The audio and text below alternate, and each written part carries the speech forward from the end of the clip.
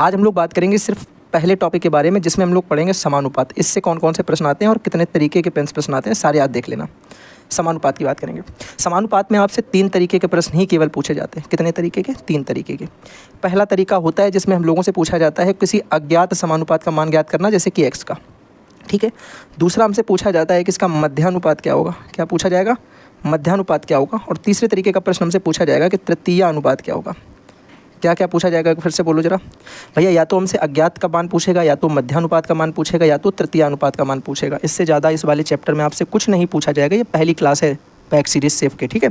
आपको बैक से कैसे बचाया जाएगा उस पर ये फर्स्ट क्लास है। अब हम लोग इसमें नंबर 1 पे बात करेंगे, जिसमें हमसे पूछा जाता है अज्ञात पद वाला। कौन सा वाला? अज्ञात पद वाला। आप बोलोगे भैया बहुत सरल तरीके से चीज़ें समझ में आ रही हैं कि अज्ञात पद में हमें एक सीरीज वो खुद बना के देगा, जैसे कि 5, 15, x, 105। ये प्रीवियस ईयर का ही क्वेश्चन है, आया हुआ। बोलेगा कि ये समानुपात में है। किस में है ये? समानुपात में है। तो बताओ कि x का मान क्या होगा। तो बताओ कि x का मान क्या होगा। आप बोलोगे भैया बिल्कुल सरल तरीके से चीज़ें समझ में आएंगी। हम इसे ऐसे लिख देंगे 5:15 समानुपात x अनुपात 105। जैसे लिखा था वैसे लिखेंगे। फिर हम लिखेंगे कि इसमें बाहर बाहर वाली संख्याओं का गुणनफल बराबर अंदर अंदर वाली संख्याओं का गुणनफल। यानी हम लिख देंगे कि अंदर अंदर वाली संख्या का गुणनफल कराओ तो 15 × x हुआ, और बाहर बाहर वालों का गुणा कराया तो 5 × 105 हुआ। यहाँ तक सबको समझ में आया? बोलोगे हाँ, एकदम बढ़िया तरीके से बात समझ में आ गई।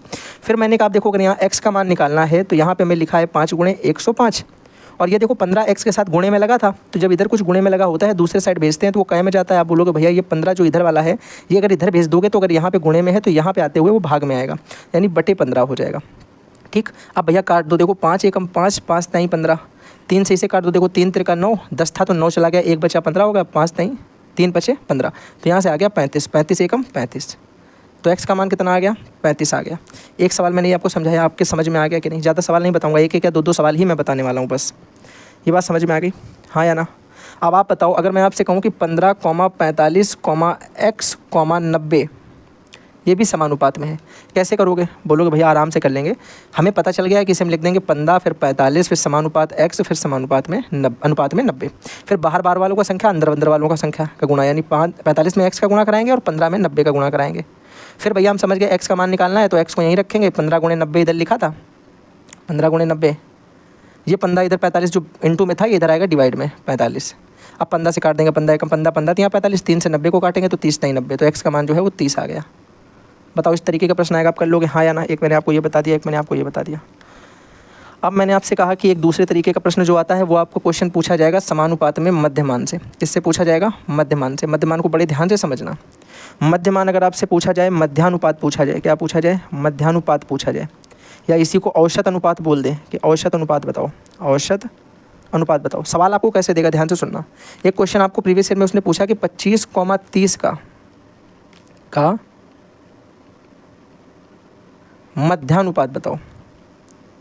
क्या करो? मध्यानुपात बता दो भैया। ये आपसे प्रश्न सपोज करो उसने पूछा, ठीक है। 25,36 रखो यहाँ पे, 25,36 का मध्यानुपात बताओ। आप बोलोगे भैया हमें ये बिल्कुल सरल सी बात ये पता होनी चाहिए कि मध्यानुपात में हमें करना तो करना क्या है, ठीक है। मध्यानुपात में आपको करना है, आपको लिखना है मध्यानुपात x बराबर जो अंडर रूट में होता है, अंडर रूट में a into B. a into B क्या होता है? a होता है पहला पद जो दिया होता है, b होता है जो दूसरा पद दिया होता है। लेकिन भैया डायरेक्ट ये फार्मूला तो लगा नहीं देंगे, इससे पहले हम थोड़ा सा कॉन्सेप्ट भी तो समझेंगे कि ये फार्मूला जो है कैसे बनता है। तो हम बोलेंगे भैया देखो 25 लिखा होता है, मध्यानुपात में जो ये x और ये जो समानुपात में x होता है, इन दोनों को एक मान लेते हैं, फिर इसे लिख देते हैं 36। ये वाली कॉन्सेप्ट होता है, ये वाला, ठीक है। इस तरीके की चीज़ होती है। तो अंदर अंदर वालों का अगर गुणा कराएंगे तो x² बनेगा, बाहर बाहर वालों का गुणा बनाएंगे तो 25 × 36 बनेगा, ठीक है। फिर हम x बराबर अंडर रूट 25 × 36 कर देंगे। डायरेक्ट आप याद रख सकते हो कि इसका मान होता है x बराबर अंडर रूट में a और b, ठीक। अब सुनो, इसे जब भी मध्यानुपात बोला जाएगा तो मध्यानुपात का मतलब है ये दोनों x आपको मानने हैं। क्या मानने? x। बाकी जो फॉर्मूला हमने शुरुआत में पढ़ा है वही वाला पढ़ेंगे, अलग कुछ नहीं कि अंदर अंदर वालों का गुणा और बाहर बाहर वालों का गुणा। अंदर अंदर वाले का गुणा कराएंगे तो x का गुणा x से हो जाएगा, और बाहर बाहर वालों का गुणा कराएंगे तो 25 का गुणा 36 से हो जाएगा, ठीक है। आप बोलोगे ठीक भैया इतनी बात समझ में आ गई। हमने कहा अगर x का गुणा x से करोगे तो x² हो जाएगा, 25 का गुणा 36 से करोगे तो 25 × 36 हो जाएगा। जल्दी से बताओ, बात समझ में आ गई। फिर बोलोगे भैया इसका हो जाएगा कि x बराबर, अगर यहाँ पे कोई स्क्वायर लगा है, स्क्वायर को अगर मैं दूसरे साइड भेजता हूँ तो वो अंडर रूट में जाता है, याद है ना आपको। स्क्वायर को दूसरे साइड भेजा, अंडर रूट में चला गया, हो गया 25 × 36, 25 × 36। तो x का मान यहाँ से कितना हो गया, आप बोलोगे 25 का बाहर 5 आएगा और 36 का बाहर 6 आएगा। कितने लोगों को ये बात पता है कि 25 का बाहर 5 क्यों आया और 36 का 6 क्यों आया? क्योंकि 25 का अंडर रूट वर्गमूल क्या होता है 5 और 36 का होता है 6। ये हो गया 5 छक्के 30। जल्दी बताओ, बात समझ में आ गई?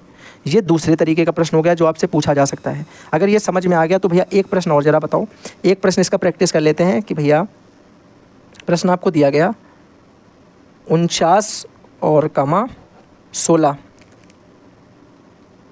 का मध्यानुपात, आप बोलोगे भैया बहुत सरल सा है, हम इसे सेट करेंगे तो ये हो जाएगा 49 अनुपात x समानुपात x और अनुपात में 16। कोई दिक्कत नहीं? दिक्कत भैया, अंदर अंदर वालों का गुणा बाहर बाहर वालों का गुणा कराएंगे तो ये हो जाएगा x गुणे x और ये हो जाएगा 49 गुणे 16। ये भैया x गुणे x स्क्वायर हो गया और ये 49 गुणे 16 ही लिखा रहने दिया, इंटू मत इसका कराना।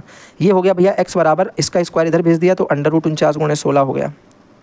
फिर भैया हमको ये चीज़ पता है कि अगर अंदर 49 लिखा है तो अंडर रूट के बाहर 49 वर्गमूल होता है 7 का, ठीक है, 49 का वर्गमूल होता है 7 और 16 का वर्गमूल होता है 4, 4 चौके 16, तो ये 7 चौक 28 इसका आंसर आ गया। कितना आंसर आ गया? 28 इसका आंसर आ गया। दो तरीके के प्रश्न कर लोगे, एक अज्ञात वाला कर लोगे, अगर एक x दिया जाए तो अंदर अंदर का गुणा बाहर बाहर का गुणा और x का मान वहाँ से निकाल दिया। मध्यानुपात बोला जाए तो अंदर के जो दोनों दिए हैं उनको हम लोग क्या कर लेंगे, x मान लेंगे। दो बातें एकदम क्लियर हैं। अब तीसरे तरीके के इसमें जो प्रश्न पूछा जाता है वो होता है तृतीय अनुपात। क्या होता है? तृतीय अनुपात। इसे समझना ये बहुत ज़्यादा कन्फ्यूजिंग होता है, ठीक है, बहुत ज़्यादा कन्फ्यूजिंग होता है, इसको समझना आपको, इसे बड़े ध्यान से समझना है, आपको चीज़ें एकदम समझ में आनी चाहिए भैया। अगर आपसे तृतीय अनुपात पूछा जाता है, जैसे एक क्वेश्चन आपसे प्रीवियस ईयर में पूछा गया कि 7,21 का तृतीय अनुपात बताओ, क्या पूछा गया? 7,21 का तृतीय अनुपात बताओ। तो कंपटीशन वाले डायरेक्ट जानते हैं कि b² करने से निकल आएगा, लेकिन हम लोगों को इसको दिखाना पड़ता है कि तृतीय अनुपात में किस तरीके से भैया हमने निकाला है, हमें बताना पड़ेगा कि हमने किस तरीके से निकाला है। इसका रेशियो ऐसे बनाते हैं 7:21, फिर अनुपात समानुपात 21 और फिर अनुपात x। तृतीय अनुपात का कुछ इस तरीके से बनता है भैया कि ये जो लास्ट वाला टर्म होता है इसे x माना जाता है। तृतीय अनुपात में लास्ट वाले को हम x मानते हैं क्योंकि दो पद हमें दिए जाते हैं और इन दोनों को 21-21 मान लेते हैं, इन दोनों को 21-21 मान लेंगे। बात समझ में आई? फिर भैया बाहर बाहर वालों का गुणा, अंदर अंदर वालों का गुणा, जो हम हमेशा पढ़ते हैं, बाहर वालों का गुणा कराएंगे तो 7 गुणे x 7x, अंदर वाले का गुणा कराएंगे तो 21 गुणे 21 भैया, कोई दिक्कत नहीं। अगर हम यहाँ से x बराबर निकालेंगे तो कितना आ जाएगा, 21 गुणे 21 और बटे में कितना भैया 7, क्योंकि इधर गुणे में था तो इधर भाग में आएगा, 7 से काट दिया, 7 त्रिका 21 और ये 21 त्याई 63 हो गया। तो आंसर हमारा कितना आ गया, 63 आ गया। कोई बात नहीं, एक क्वेश्चन और देख लेते हैं दूसरा। सपोज करो आपसे एक क्वेश्चन पूछा गया कि जो है 4:16 जो है इसका हमें तृतीय अनुपात बताओ। क्या बताओ? तृतीय अनुपात। आप बोलोगे भैया हमने क्या पढ़ रखा, हमने पढ़ रखा कि 4:16, फिर समानुपात में भी 16 होगा और फिर अनुपात में x मानना है। अंदर अंदर वालों का गुणा बाहर बाहर वालों को गुणा करा देंगे तो 4 का गुणा x से कराओगे तो 4x आ जाएगा, यहाँ आ जाएगा 16 गुणे 16। फिर x का मान निकालना है तो 16 गुणे 16 और ये 4 जो गुणे में था इधर भाग में आ गया, 4 चौके 16, ये हो गया 16 चौके 64, तो ये आंसर आ गया 64। तो 3 तरीके के प्रश्न सिर्फ आपको रट लेने, कौन कौन से भैया? समानुपात में सिर्फ 3 तरीके के प्रश्न पूछे जाएंगे, इन्हीं तरीके के सवाल बनेंगे। पहला कौन सा बनेगा भैया, जिसमें हमसे एक अज्ञात पद पूछा जाएगा। दूसरा कौन सा बनेगा, जिसमें हमसे मध्यानुपात पूछेगा। और तीसरा कौन सा बनेगा, जिसमें हमसे तृतीय अनुपात पूछेगा। क्या इसको छोड़ के और भी कुछ बनेगा? तो भैया बेफिक्र रहो, कुछ नहीं बनने वाला, बस यही 3 तरीके ही बनेंगे इसमें, बस यही 3 तरीके के क्वेश्चन इसमें बनेंगे। बाकी अनुपात में जो अनुलोम प्रतिलोम अनुपात है वो अनुपात वाले चैप्टर के हिसाब से समानुपात करके हो जाएगा, उसको अलग रखिए, ठीक है, वो अनुपात वाला चैप्टर है, उसकी बात अलग है। समानुपात में ये 3 तरीके ही बनने वाले हैं। चलो इसी के साथ में थैंक्स फॉर वॉचिंग। समानुपात का एक 10 मिनट का रिवीजन है, ये बैक प्रूफ सीरीज का मतलब है बैक नहीं लगेगी अगर आपने ये सारी सीरीज देख ली। हर तरीके का प्रश्न आपका इसी से हो जाएगा, कोई भी प्रीवियस ईयर उठा के कर लेना, कोई भी मॉडल पेपर कोई भी आप चैनल पर करते हैं वहाँ पर कर लीजिएगा। इतना पढ़ने के बाद आपको सब सारे क्वेश्चन आप अटेम्प्ट कर पाओगे। ये हमारी दूसरी क्लास है जो है बैंक से रिलेटेड, और इसमें बैंक से रिलेटेड क्वेश्चन आपके डीएलएड में हर बार पूछे जाते हैं। क्वेश्चंस कौन से बनते हैं मैं आपको जल्दी से बताता हूँ क्योंकि समय की बहुत ही ज़्यादा कमी है। नंबर 1 पर ध्यान रखिएगा, आपसे जो क्वेश्चन पूछा जाता है भाई वो पूछा जाता है चेक का। कौन सा पूछा जाता है क्वेश्चन? आपसे पूछा जाता है चेक से संबंधित। चेक कितने प्रकार की होती है, एक तो ये पूछ लेता है, ठीक है, एक तो ये हो गया। दूसरा आपसे पूछ लिया जाता है भैया कि बताओ जो चेक होती है उसमें से वाहक चेक क्या है, रेखांकित चेक क्या है, आदिष्ट चेक क्या है, बैरियर चेक क्या है। देखो सारे क्वेश्चन प्रीवियस ईयर में पूछे गए हैं। अनादृत चेक क्या है, खुला चेक, इस तरीके से क्वेश्चन पूछे जा सकते हैं, ठीक है। तो आपको सिंपल सा याद रखना है कि चेक भैया हमें सिंपल सी 5 तरीके की इसमें पढ़नी होती है। कितने तरीके की? 5 तरीके की चेक हैं। पहले नंबर पर हम लोग पढ़ेंगे वाहक चेक, मैं आपको अभी याद करवा दूंगा, ठीक है। दूसरे नंबर पर हम लोग पढ़ेंगे कौन सी? रेखांकित चेक, रेखांकित चेक आप 2x पे कर सकते हो, ठीक है। तीसरे नंबर पे हम लोग भैया कौन सी पढ़ेंगे? आदिष्ट चेक, आदिष्ट चेक। चौथे नंबर पे भैया हम लोग कौन सी पढ़ेंगे, खुला चेक, ओपन चेक बोलते हैं इसे, ठीक है। और इसके बाद हम लोग जो पढ़ेंगे वो पढ़ेंगे अनादृत चेक, अनादृत चेक। कई सिलेबस में 3 तरीके की ही दी है, कई सिलेबस में 5 तरीके की दी है, सिलेबस कन्फ्यूजन है, लेकिन 5 तरीके की मैं आपको सारी समझाऊंगा, ठीक है। बात समझिएगा बड़े ध्यान से। अगर मैं यहाँ आपसे ये बोलूँ कि नंबर 1 पे जो भैया ये लिखी है वाहक चेक, ये क्या होती है, समझाओ इसे। आप बोलोगे भैया वाहक चेक का संबंध उस चेक से होता है, मैं इसे थोड़ा सा जो है इधर कर लेता हूँ, ध्यान से सुनिएगा। वाहक चेक का संबंध उस चेक से होता है जिसमें जो चेक को रिप्रेजेंट करेगा, जो चेक को पेश करेगा जाके बैंक में। जैसे मेरी चेक मैंने आपको दे दी और आपने मेरी चेक ले जा करके बैंक वाले के सामने दे दी जाके, भैया ये लो चेक। तो देखो आप उस चेक के ऑनर नहीं हो, ऑनर मैं हूँ, लेकिन पेश करने वाले आप हो, तो पैसा आपको ही भुगतान कर दिया जाएगा। यानी वह चेक जिसमें पेश करने वाले को, चेक जो पेश करता है उसे ही पैसा दे दिया जाता है, भुगतान कर दिया जाता है, उसे वाहक चेक कहते हैं। और याद रखो इसी को आपको पूछा गया था कि बताओ बियरर चेक किसे कहते हैं, पूछा गया है। आप देखिएगा पिछले पेपर जिन्होंने लगाए हैं उनको मिलेगा बियरर चेक किसे कहते हैं, इसी को ही बियरर चेक के नाम से जाना जाता है इंग्लिश में, ठीक है। दूसरे नंबर पर अगर हम बात करें रेखांकित चेक, भैया कौन सी होती है। आप बोलोगे वह चेक जिसमें 2 समांतर रेखाएं खिंची होती हैं, 2 समांतर रेखाएं खिंची होती हैं। और इस चेक के द्वारा क्या होता है पता है, जैसे जिसको पैसा चाहिए, एक खाता धारक है जिसको पैसा चाहिए और आप भुगतान करता हो, तो ठीक है, भुगतानकर्ता द्वारा खाता धारक के बैंक में ही सीधे ट्रांसफ़र हो जाता है, स्थानांतरित हो जाता है, नकद पेमेंट नहीं होती है। मतलब नकद जो पैसा होता है वो नहीं मिलता है, इसमें नकद पैसा नहीं मिलता है, खाते से खाते में ही ट्रांसफ़र जब होता है तो रेखांकित चेक बोला जाता है, ठीक है। उसे आप बोलोगे भैया आदिष्ट चेक में क्या पढ़ेंगे। आदिष्ट चेक वह चेक होती है जो एक बार मैंने बहुत अच्छे से बताया, आप बैक जाकर के दोबारा सुनना, मैं दोबारा एक्सप्लेन नहीं से करूँगा, ठीक है। आदिष्ट चेक वह चेक होती है जिसमें खाता धारक का नाम पता सब लिखा रहता है, नाम पता सब आधारित होता है, और जिस व्यक्ति का, ध्यान से सुनो, जिस व्यक्ति का अकाउंट है, जिस व्यक्ति का खाता है, पैसा उसी को ही भुगतान किया जाता है। किसको, केवल और केवल ऑनर को। ऐसे याद करने के लिए याद रखो कि भैया केवल ऑनर को किस में दिया जाएगा, आदिष्ट में। केवल ऑनर को किस में दिया जाएगा, आदिष्ट में।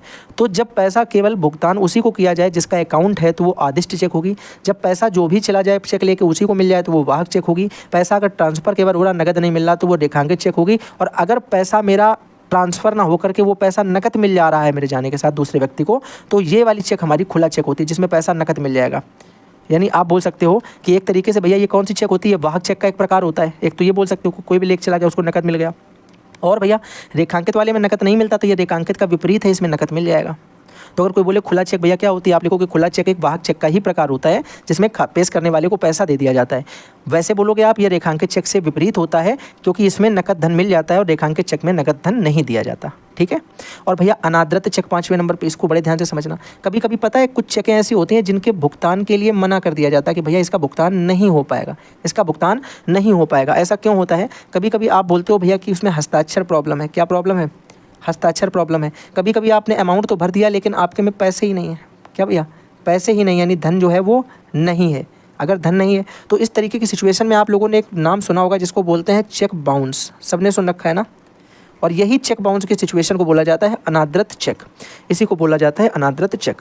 5 तरीके की चेक है, 5 की 5 आपको दिमाग में एकदम सेव हो गई होंगी कि भैया वाहक चेक जो जाएगा पैसा उसी को मिल जाएगा। रेखांकित चेक में 2 समांतर रेखाएं खींची होंगी, खाता धारक वाले में ट्रांसफर होगा पैसा लेकिन नकद नहीं दिया जाएगा। आदिष्ट चेक में भैया जिसकी मतलब जिसका अकाउंट होगा वहाँ पे खाता होगा, पैसा सिर्फ उसी के हाथ में दिया जाएगा। खुला चेक में भैया है वाहक चेक की तरह, ये मिल किसी को भी जाएगा, लेकिन ये रेखांकित चेक से विपरीत है क्योंकि यहाँ पे हमें पैसा नकद मिल जाएगा, उसमें नकद नहीं मिलता था।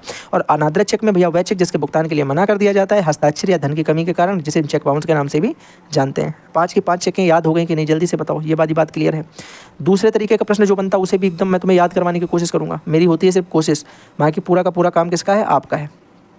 भैया अगले तरीके का हमने क्या पढ़ा, अगले तरीके में हम लोग इसमें पढ़ने वाले हैं खाता के बारे में, जिसको हम बोलते हैं अकाउंट। खाता के बारे में पढ़ेंगे भैया, ठीक है, अकाउंट के बारे में पढ़ने वाले हैं। आप बोलोगे ठीक है भैया, बिल्कुल समझ में बात हमें आ रही है कि इसमें पढ़ना है हमें खाता के बारे में। खाता कितने प्रकार का हम लोग पढ़ने वाले हैं भैया, खाता हम लोग कुल पढ़ेंगे 4 प्रकार का। कितने प्रकार का, 4 प्रकार का खाता पढ़ेंगे, और एक ये हो गया हमारा चौथा प्रकार। तो भैया हम कुल 4 प्रकार के खाते पढ़ेंगे, 1, 2, 3 और 4। पहले नंबर पे सबको पता होता है भैया, एक खाता होता है जिसको हम लोग जानते हैं बचत खाता के नाम से, जो मैक्सिमम सब लोगों का यही होता है। फिर एक होता है चालू खाता, चालू खाता। फिर एक होता है सावधि जमा खाता, सावधि जमा खाता। और एक होता है मेरे भाई, कौन सा हो गया, बचत खाता, चालू खाता, सावधि जमा खाता, और एक होता है आवर्ती जमा खाता। कौन सा, आवर्ती जमा खाता।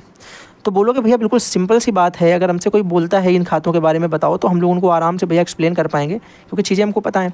बचत खाता मतलब सेविंग अकाउंट होता है, ठीक है। चालू खाता का मतलब करेंट अकाउंट होता है।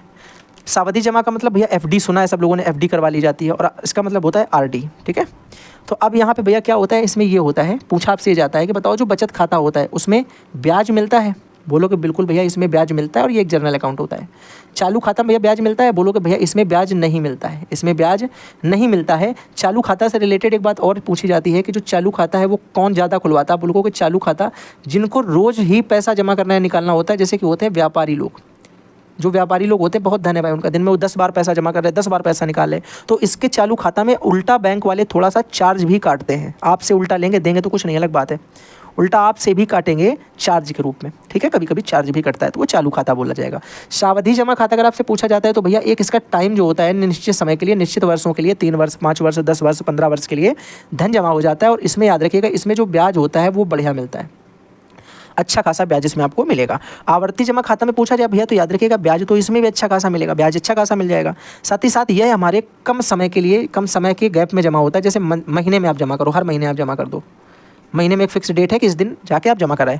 तो इस तरीके का जो खाता होता है वो आवर्ती जमा खाता कहा जाता है, जो निश्चित समय में कम समय में जमा होता है। यह एक बार ही एक निश्चित समय के लिए जमा होता है, यह रोज कई बार जमा कर सकते हो। बचत खाता जो होता है वो आम खाता होता है, इसमें ब्याज मिलता है। तो पूछा गया था आपसे ब्याज किसमें नहीं मिलता है, तो आप उसमें लिखोगे चालू खाता ऐसा खाता होता है जिसमें ब्याज नहीं मिलता है। ये खाता व्यापारियों द्वारा चलाया जाता है, जिसमें आप दिन कई बार पैसा डाल और निकाल सकते हो, और इसमें उल्टा बैंक वाले कुछ चार्ज यानी कुछ धनराशि काटते हैं। तो खाता आपको सारे समझ में आ गए, हाँ या ना? चेक आपको सारी समझ में आ गई। इससे बाहर इस चैप्टर से एक भी सिंगल क्वेश्चन नहीं बनता है भैया, जितना मैंने बताया इससे ही क्वेश्चन बनते हैं। तो चलो मिलते हैं फिर किसी अगले सेशन के साथ में, उस क्लास को भी ध्यान से देखना। बैक प्रूफ सीरीज का मतलब है कि सारे चैप्टर से आपको जो इंपॉर्टेंट हो सकता है मैं सारा बता दूंगा, इतना रट लो एकदम, इसी टाइप का क्वेश्चन आएगा, इससे बाहर कुछ भी नहीं आएगा। इसमें ये नहीं कि ये मिल भी सकता है, नहीं भी मिल सकता है। एक तरीके का प्रश्न आपको ये मिल सकता है भैया कि लघुगणक रूप में बदलो, आपको एक इक्वेशन देगा, बोलेगा लघुगणक में बदल दो, और एक इक्वेशन देगा जिसमें बोल देगा घातांक रूप में बदल दो। इन दो सवालों में से एक सवाल ये पक्का वाला होता है, ठीक है, कि पक्का 100% आना ही होता है, 100% आना ही होता है। इसके बाद यहाँ मान ज्ञात करो का सवाल कभी कभी पूछेगा, अगर इनमें से एक नहीं आएगा तो ये वाला आएगा, और सूत्र आपको थोड़े से जो पता होने चाहिए वो मैं आपको अलग से बता दे रहा हूँ। जल्दी से क्लास खत्म करते हैं 2-3 मिनट में या 4 मिनट में, या हो सकता है 10 मिनट तक भी चली जाएगा। अगर आपको ज़्यादा समझाऊंगा तो 10 मिनट भी हो जाएगा। चलिएगा नंबर 1 पर देखिएगा, अगर आपसे कोई बोलता है उसमें सवाल में कि लघुगणक रूप में बदलो, किसमें बोलेगा? लघुगणक फॉर्म या रूप क्या होता है, देखना ध्यान से। आप बोलोगे हमें वो सवाल कैसे देगा, क्वेश्चन हमें किस तरीके से देगा। हमें वो क्वेश्चन देगा कि a की पावर x बराबर b, a की पावर x बराबर b, ऐसा हमें प्रश्न देगा। हमको इसे लघुगणक रूप में बदलना है तो पता क्या करना है, लॉग लिखना है। देखो जो नीचे लिखा है a, इस बात को बड़े ध्यान से देखना, a अभी भी देखो नीचे है, ठीक है, a यहाँ पर भी भैया नीचे ही रहता है, यहाँ पे ये a रहता है। ये जो b होता है ये आ जाता है यहाँ पे, और बराबर जो घात चढ़ी होती है वो चली जाती है आगे x। ये कन्फर्म सवाल भैया आप मानो कि आपको मिलना ही है, कोई नहीं आपको रोक सकता है इस सवाल को देने से। ये सवाल 100% आने वाले क्वेश्चंस में से एक होता है। जल्दी से बोलो क्या बात समझ में आ गई? बोलोगे बिल्कुल भैया समझ में आ गई, ये सिंपल क्वेश्चन, ये वाला तो पक्का पूछा जाएगा। अब मैं तुम्हें बताता हूँ एग्जाम्पल में कुछ क्वेश्चन जो आपसे पूछे गए हैं प्रीवियस ईयर में, ठीक है। आपसे प्रीवियस ईयर में एक क्वेश्चन पूछा गया था कि बताओ log 3 बेस 81 बराबर 4 है। इसको आपको लिखना था कि इसको घातांक रूप में लिखो या घात रूप में लिखो। किस में लिखो? घात रूप में। आप बोलोगे भैया बड़ा सरल सवाल था ये, हमने इसको कैसे किया था? हमने इसको कर दिया था भैया क्योंकि हम जानते हैं कि अगर log a b बराबर x होता है तो इसे हम लिखते हैं a की पावर x बराबर b। तो इसी प्रकार हमने इसको लिख दिया था कि 3 की पावर 4 बराबर 81। ये मेरा उत्तर हो गया, ये मेरा उत्तर हो गया। पहले सवाल लिखा, फिर मैंने लगा कि सूत्र ये बराबर ये, तो ये बराबर ये लिखोगे, इसी प्रकार ये बराबर ये, ठीक है। एक टाइप आपका ये हो गया जो आपसे पूछा जाता है, ये वाली एकदम बात समझ में आ गई। एक ही सवाल में काम खत्म ना, कि ज़बरदस्ती 2-3 बताने वाली आदत रखूँ अपनी। एक में काम खत्म, समझ में आ गया। दूसरा क्या बोलता है? दूसरा आपसे बोलता है भैया कि घातांक रूप में तो आपने बदल दिया, अब दूसरा बोलेगा कि लघुगणक रूप में बदलो, लघुगणक रूप में बदलो, लघुगणक रूप में बदलो। बोलोगे भैया ये भी सिंपल है मेरे लिए। क्यों सिंपल है? क्योंकि हमें पता है कि उसका उल्टा बोला गया है। यहाँ पे आपको क्वेश्चन क्या दिया जाएगा? आपको क्वेश्चन देगा कि a की पावर x बराबर b है, तो इसको तुम्हें उल्टा बना देना है। इसको तुम्हें बना देना है कि log a बेस b बराबर x। यहाँ पे उसका उल्टा है, वहाँ ये देगा ये पूछेगा, यहाँ ये दे के ये पूछ देगा। तो याद रखो भैया हो जाएगा। कैसे हो जाएगा? एग्जाम्पल अभी देखो दिखाते हैं आपको। प्रीवियस ईयर में पूछा भी गया होगा पेपर में, तो मैं आपको वही डायरेक्ट क्वेश्चन करवा देता हूँ, ठीक है ना। ध्यान से सुनो। आपको दिया जाए 5 की घात 3 बराबर 125। आपको इसको बदलना हो तो आप लिखोगे भैया बिकॉज हम जानते हैं कि a की पावर x बराबर अगर b दिया जाता है तो log a बेस b बराबर x होता है। तो इसी प्रकार हम लिख सकते हैं कि log 5 बेस में 125 बराबर मेरा 3 हो जाएगा और ये मेरा उत्तर हो जाएगा। जल्दी से बोलो, बात समझ में आ गई? तो ये वाला हिस्सा जो है मेरा ये उत्तर हो जाएगा। तो बताओ ये वाला भी कर लोगे? हैशटैग 2 टाइप का क्वेश्चन जो आता है, एक सवाल काफ़ी है ना इसके लिए। आपको ये समझ में आ गया कि हम कब किसे कैसे करेंगे। अगर हमें पावर दे रखी होगी हम उसे कैसे चेंज करेंगे और घात दे रखी होगी तो हम उसे कैसे चेंज करेंगे। एक बार जल्दी से बोलेंगे कि हाँ भैया बढ़िया तरीके से बात कॉन्सेप्ट एकदम क्लियर है। बोलो जल्दी से एक बार, एकदम बात क्लियर है ना? आगे भैया आ जाओ, ये तो लघुगणक रूप हो गया। तीसरे नंबर पर हमसे प्रश्न पूछा जाता है मान बताओ। किससे रिलेटेड पूछा जाता है? हमसे बोला जाता है कि लघुगणक देकर कोई मान बताओ। मान बताओ। मान बताओ से पहले आपको यहाँ सूत्र पता होने चाहिए 2 तरीके के। कौन से सूत्र पता होने चाहिए? 2 तरीके के। एक तो हमें ये पता होना चाहिए कि भैया अगर log a और इसकी घात लगी हो वहाँ पे s, क्या लगी हो? s लगी हो, तो भैया इसका मतलब होता है कि s आगे आ जाएगा और ये रह जाएगा log a, ये रह जाएगा। भैया जो घात होती है ये उठ के कहाँ आ जाती है? आगे आ जाती है और पीछे ये ऐसे ही बना रहता है जो है। तो घात आगे आ गई, पीछे ये ऐसे ही बना रहा। एक तो ये फार्मूला पता होना चाहिए।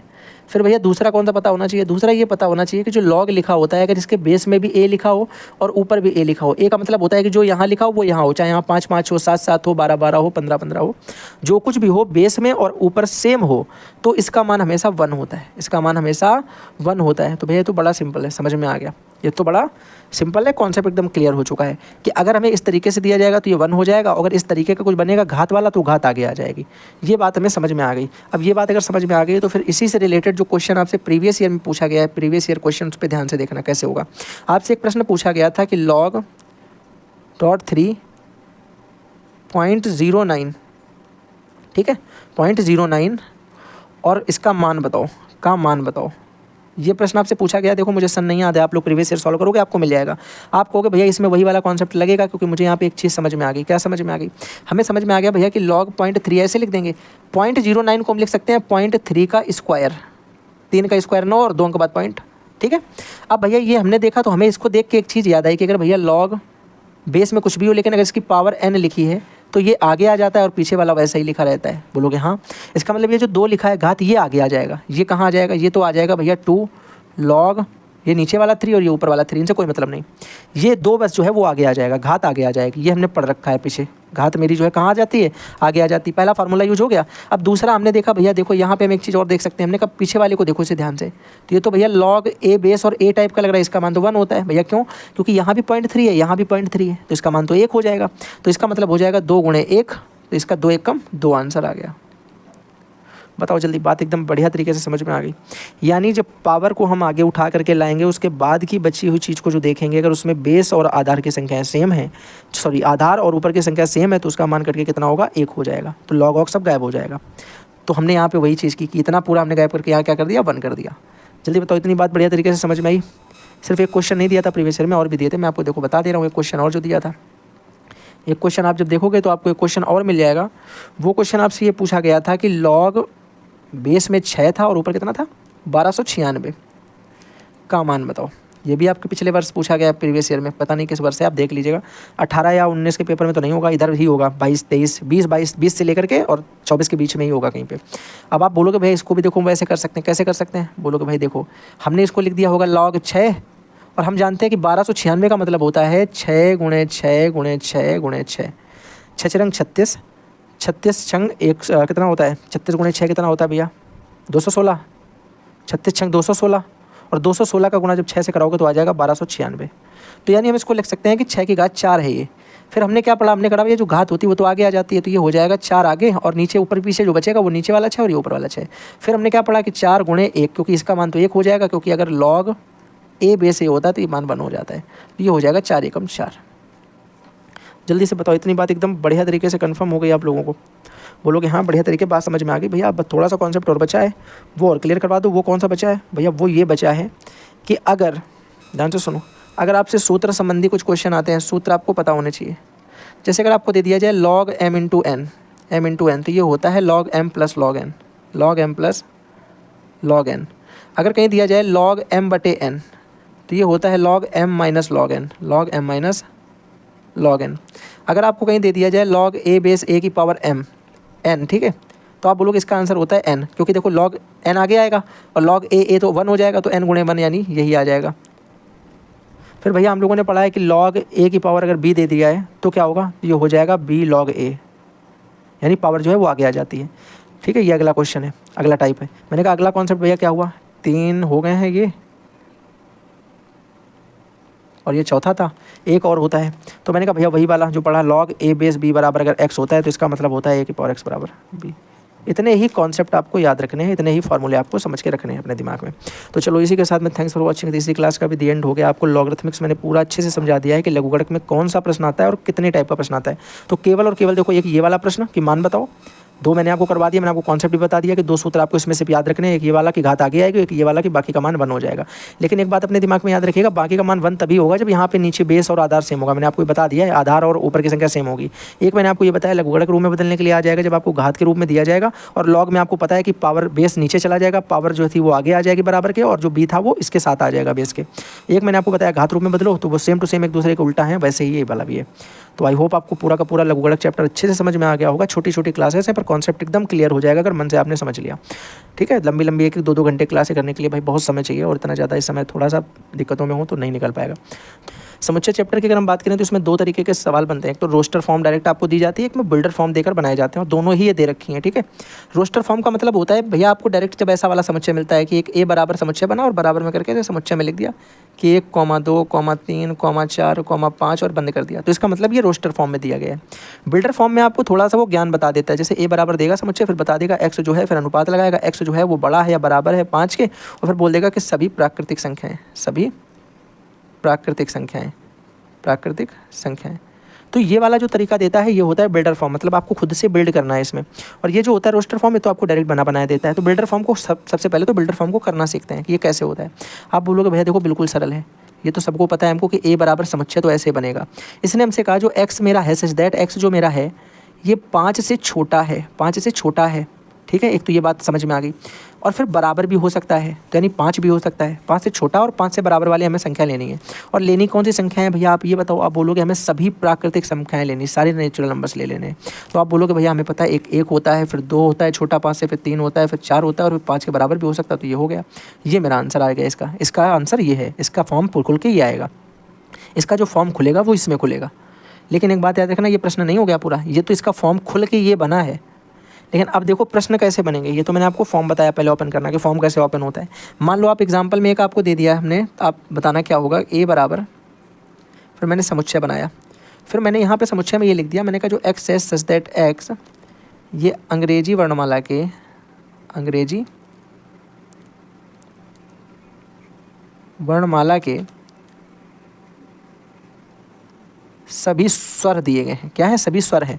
तो आप बोलोगे ये भैया बिल्डर फॉर्म है, इसको हम रोस्टर फॉर्म में बनाएंगे, a बराबर ऐसे करेंगे, और ये बनाया समुच्चय। और अंग्रेजी वर्णमाला के कितने वोवेल होते हैं, आप बोलोगे a e i o u, ये भैया हमने कर लिया इसको।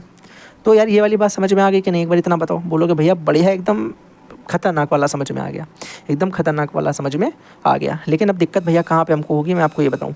जब हमसे प्रश्न पूछा जाता है तब मैं कन्फ्यूज हो जाता हूँ। प्रश्न कितने तरीके से हमसे पूछता है भैया, हमने देखा है कि जो समुच्चय होता है, हमने क्या देखा, हमने अभी तक ये महसूस किया कि जो समुच्चय होता है इसमें मुझे कुछ 3-4 तरीके की चीज़ें ही अभी तक पेपरों में दिखी हैं। ठीक है, 1 तरीका, 2 तरीका, 3 तरीका, 3 तरीके की चीज़ें हमें कौन कौन सी देखने के लिए मिलती हैं, बताना ज़रा। आप बोलोगे भैया एक तो हमने इसमें देखा है कि ए यूनियन बी जैसी कोई चीज़ है, एक ए इंटरसेक्शन बी जैसी कोई चीज़ है, और एक ए माइनस बी जैसी एक चीज़ है। बस ये 3 चीज़ों में ही पूरा का पूरा चैप्टर खत्म हो जाएगा। समुच्चय में बस ये 3 चीज़ें ही हैं। लेकिन भैया कभी कभी मैंने महसूस ये किया है कि एक चीज़ और इसमें बढ़ जाती है, एक चीज़ इसमें और बढ़ जाती है। मैं आपको उसके बारे में भी बता रहा हूँ, देखना ज़रा। आप बोलोगे भैया कभी कभी हो सकता है कि मुझे यहाँ पर एक चीज़ और ऐसी देखने को मिल जाए कि ए और फिर इस तरीके से उप समुच्चय है बी का, ये वाला भी कभी कभी भैया दिख जाता है। तब हम क्या करेंगे, तो हमने कहा देखो समझ में तुम्हें हम सारी चीज़ें समझाएंगे, तुम्हें सारी आ जाएंगी। मैं सवाल पहले सिर्फ एक ऐसा बनाऊंगा जिसमें मैं तुम्हें सारी चीज़ें समझा पाऊँ। तो आप बोलोगे ठीक है भैया, मान लो हम एक क्वेश्चन ऐसा बनाते हैं जिसमें हम सारी चीज़ें समझ लें, सारी चीज़ें समझ लें। हमने कहा क्वेश्चन नंबर 1 मान लो हम एक बनाते हैं कि ए जो है वो हमें दिया है 1, 2, 3, 4, 5, और बी समुच्चय हमको दे रखा है एक्स सच दैट। मैं ऐसा क्वेश्चन लूँगा जिसमें आपको मैं सब कुछ समझा दूँ, बिल्डर फॉर्म, रोस्टर फॉर्म और सवाल और हर तरीके का चीज़, तो वो ऐसा ही बनेगा भैया। छोटा है या बराबर है 8 के, और यहाँ लिखेंगे सभी समप्राकृतिक संख्याएं, समप्राकृतिक संख्याएं।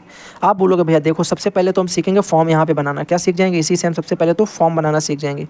फॉर्म भैया कैसे बनाएंगे? हमने कहा जो बी समुच्चय दिया है हम इसको ऐसे लिख सकते हैं कि मेरा x जो है ना यहाँ पे वो 8 से छोटा होना चाहिए, पहले ऊपर वाले के हिसाब से छोटा होना चाहिए या 8 के बराबर तक होना चाहिए, और साथ ही साथ सभी के सभी सम संख्याएं होनी चाहिए। सम संख्याएं मतलब जो संख्याएं 2 से कट जाती हैं। तो आप बोलोगे छोटी संख्याएं जो 2 से कटती हैं, 2 एकम 2, 2 दूनी 4, 2 तिहाई 6, 2 चौके 8, 2 पंचे 10 ले लें क्या? नहीं, देखो उसने बोला या तो 8 से छोटा हो या तो 8 के बराबर हो। तो इसका मतलब भैया ये एक चीज़ तो हमने खत्म कर दी अपनी, यानी हम रोस्टर फॉर्म से अपना जो है बिल्डर फॉर्म से रोस्टर फॉर्म में बनाने वाला काम तो हमने निपटा लिया, एक चीज़ खत्म। ठीक। अब भैया एक चीज़ आपने हमें उसमें और समझाई, वो कौन सी समझाई? वो हमने ये समझी भैया कि ए जो है उसके साथ यूनियन बी का क्या मतलब है। ए यूनियन बी का क्या मतलब है? आप बोलोगे भैया ए यूनियन बी का मतलब ये होता है कि ए के सभी अवयव और बी के सभी अवयव लिखने हैं, लेकिन किसी भी अवयव को दोबारा नहीं लिखना है, किसी भी अवयव को दोबारा नहीं लिखना है। जैसे इसमें 1 लिखा, फिर 2 लिखा, फिर 3 लिखा, फिर 4 लिखा, फिर 5 लिखा, लेकिन अगर मैंने यहाँ वाला 2 लिख दिया है तो फिर इसका वाला 2 नहीं लिखेंगे। यहाँ वाला 4 लिख दिया है तो इसका वाला 4 नहीं लिखेंगे। यहाँ वाला हमने बस इतना ही, ठीक है।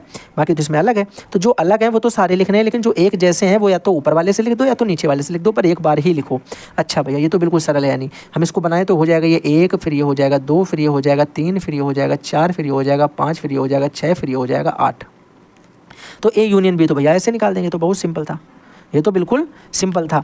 1 यहाँ से ले लिया, 2 यहाँ से ले लिया, 3 यहाँ से ले लिया, 4 यहाँ से ले लिया, 5 यहाँ से ले लिया, फिर इस पे आए। देखो 2 वहाँ से ले चुके तो यहाँ से नहीं लिया, 4 वहाँ से ले चुके तो यहाँ से नहीं लिया, 6 वहाँ से नहीं लिया तो यहाँ से ले लिया, 8 वहाँ से नहीं लिया तो यहाँ से ले लिया। तो ये मेरा हो गया A union B. A union B सबको समझ में आ गया। एक बात सबकी क्लियर हो गई ना? एक वाली बात जल्दी बताओ, ये एक बात तो सबकी क्लियर हो गई। दूसरी बात भैया कौन सी होती है? दूसरी होती है A intersection B. A intersection B भैया होती है कौन सी? A intersection B. अच्छा इंटरसेक्शन बी में भैया क्या करते हैं? इसमें हम सिर्फ उन्हीं को लेते हैं जो कॉमन होते हैं। इसमें तो हमें सभी लेने हैं एक एक बार, सभी लेने हैं एक एक बार, बिल्कुल ऐसे ही लिखो जाके तुम्हें दिमाग में याद रहे। और इसमें हमें क्या लेना है? केवल कॉमन वाले लेने। कौन वाले लेने हैं? कॉमन वाले। कौन से लेने हैं? कॉमन वाले।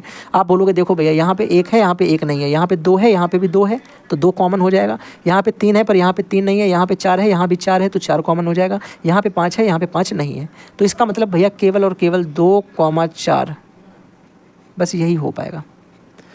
बताओ यार इतनी बात समझ में आई कि नहीं आई?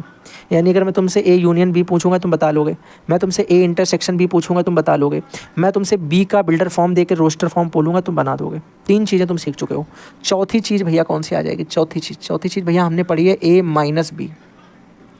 भैया ए माइनस बी और समझा दो क्या होता है। ए माइनस बी का मतलब भैया ये होता है कि जो आगे लिखा होता है, यहाँ पे देखना, जो आगे लिखा होता है इसका होता है राज, और जो पीछे लिखा होता है ये होता है इसका नौकर। ये होता है इसका नौकर। आगे जो लिखा है उसका राज है, पीछे वाला इसका नौकर है। मतलब क्या हुआ?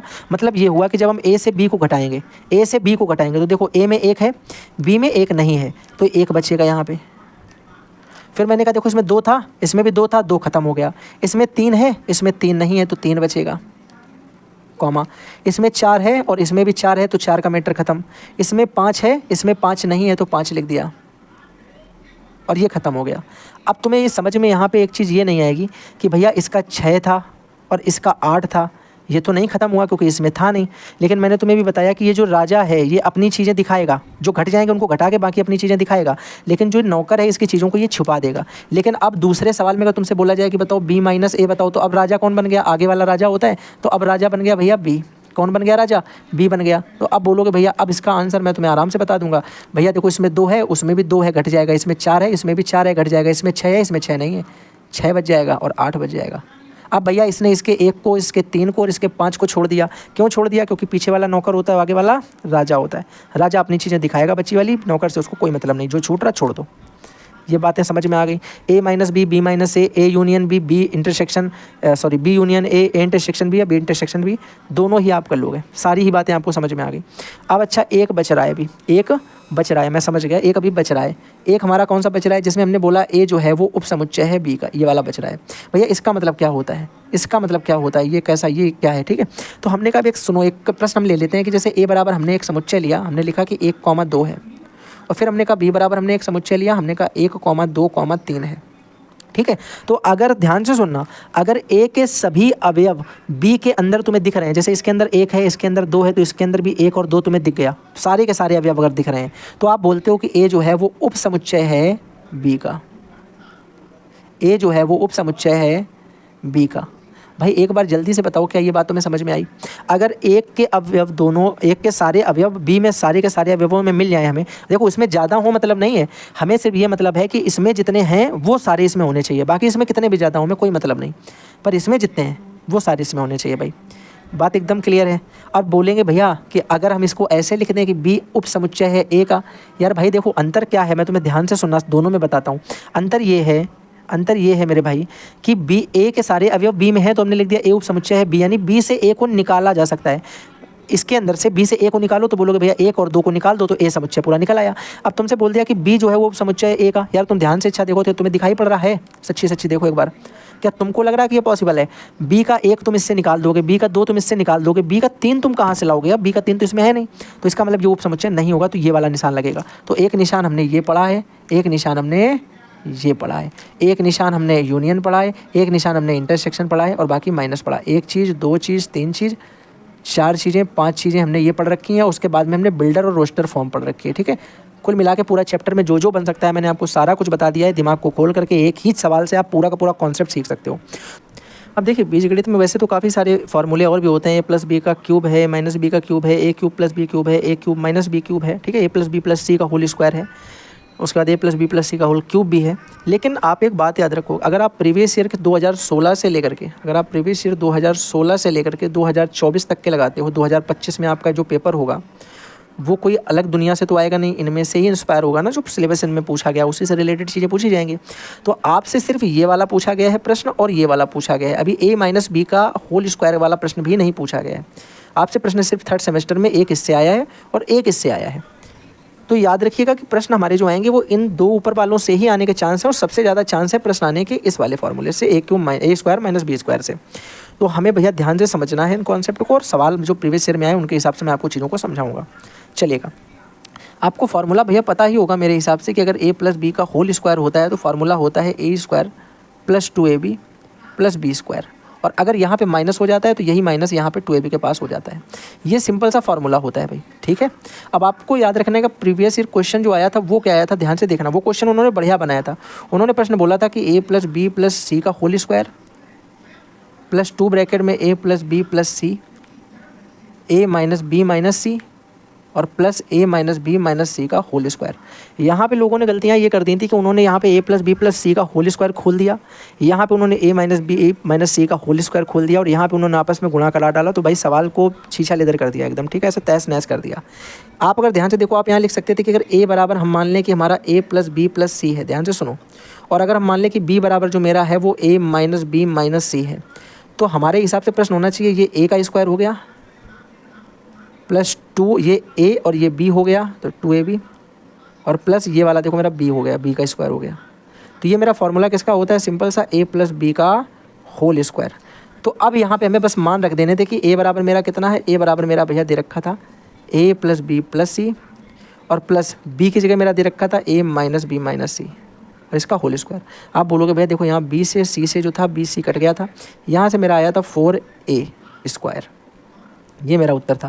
भैया 4a स्क्वायर कैसे आया, एक ए ये और एक ये हो गया 2a और ऊपर वाला स्क्वायर तो 2 का स्क्वायर 4 और a का स्क्वायर a स्क्वायर, तो ये मेरा उत्तर आ गया। तो ये प्रश्न आपसे पूछा गया था। देखो इंपॉर्टेंट क्वेश्चन है क्योंकि यहाँ पे आपको देखना है कि ये पूरा a स्क्वायर प्लस 2ab और प्लस b स्क्वायर की फॉर्म में हमें दिख रहा है। ठीक है, इसके बाद देखो ये क्वेश्चन हमसे पूछा गया था ए स्क्वायर माइनस बी स्क्वायर की फॉर्म से, ए स्क्वायर माइनस बी स्क्वायर।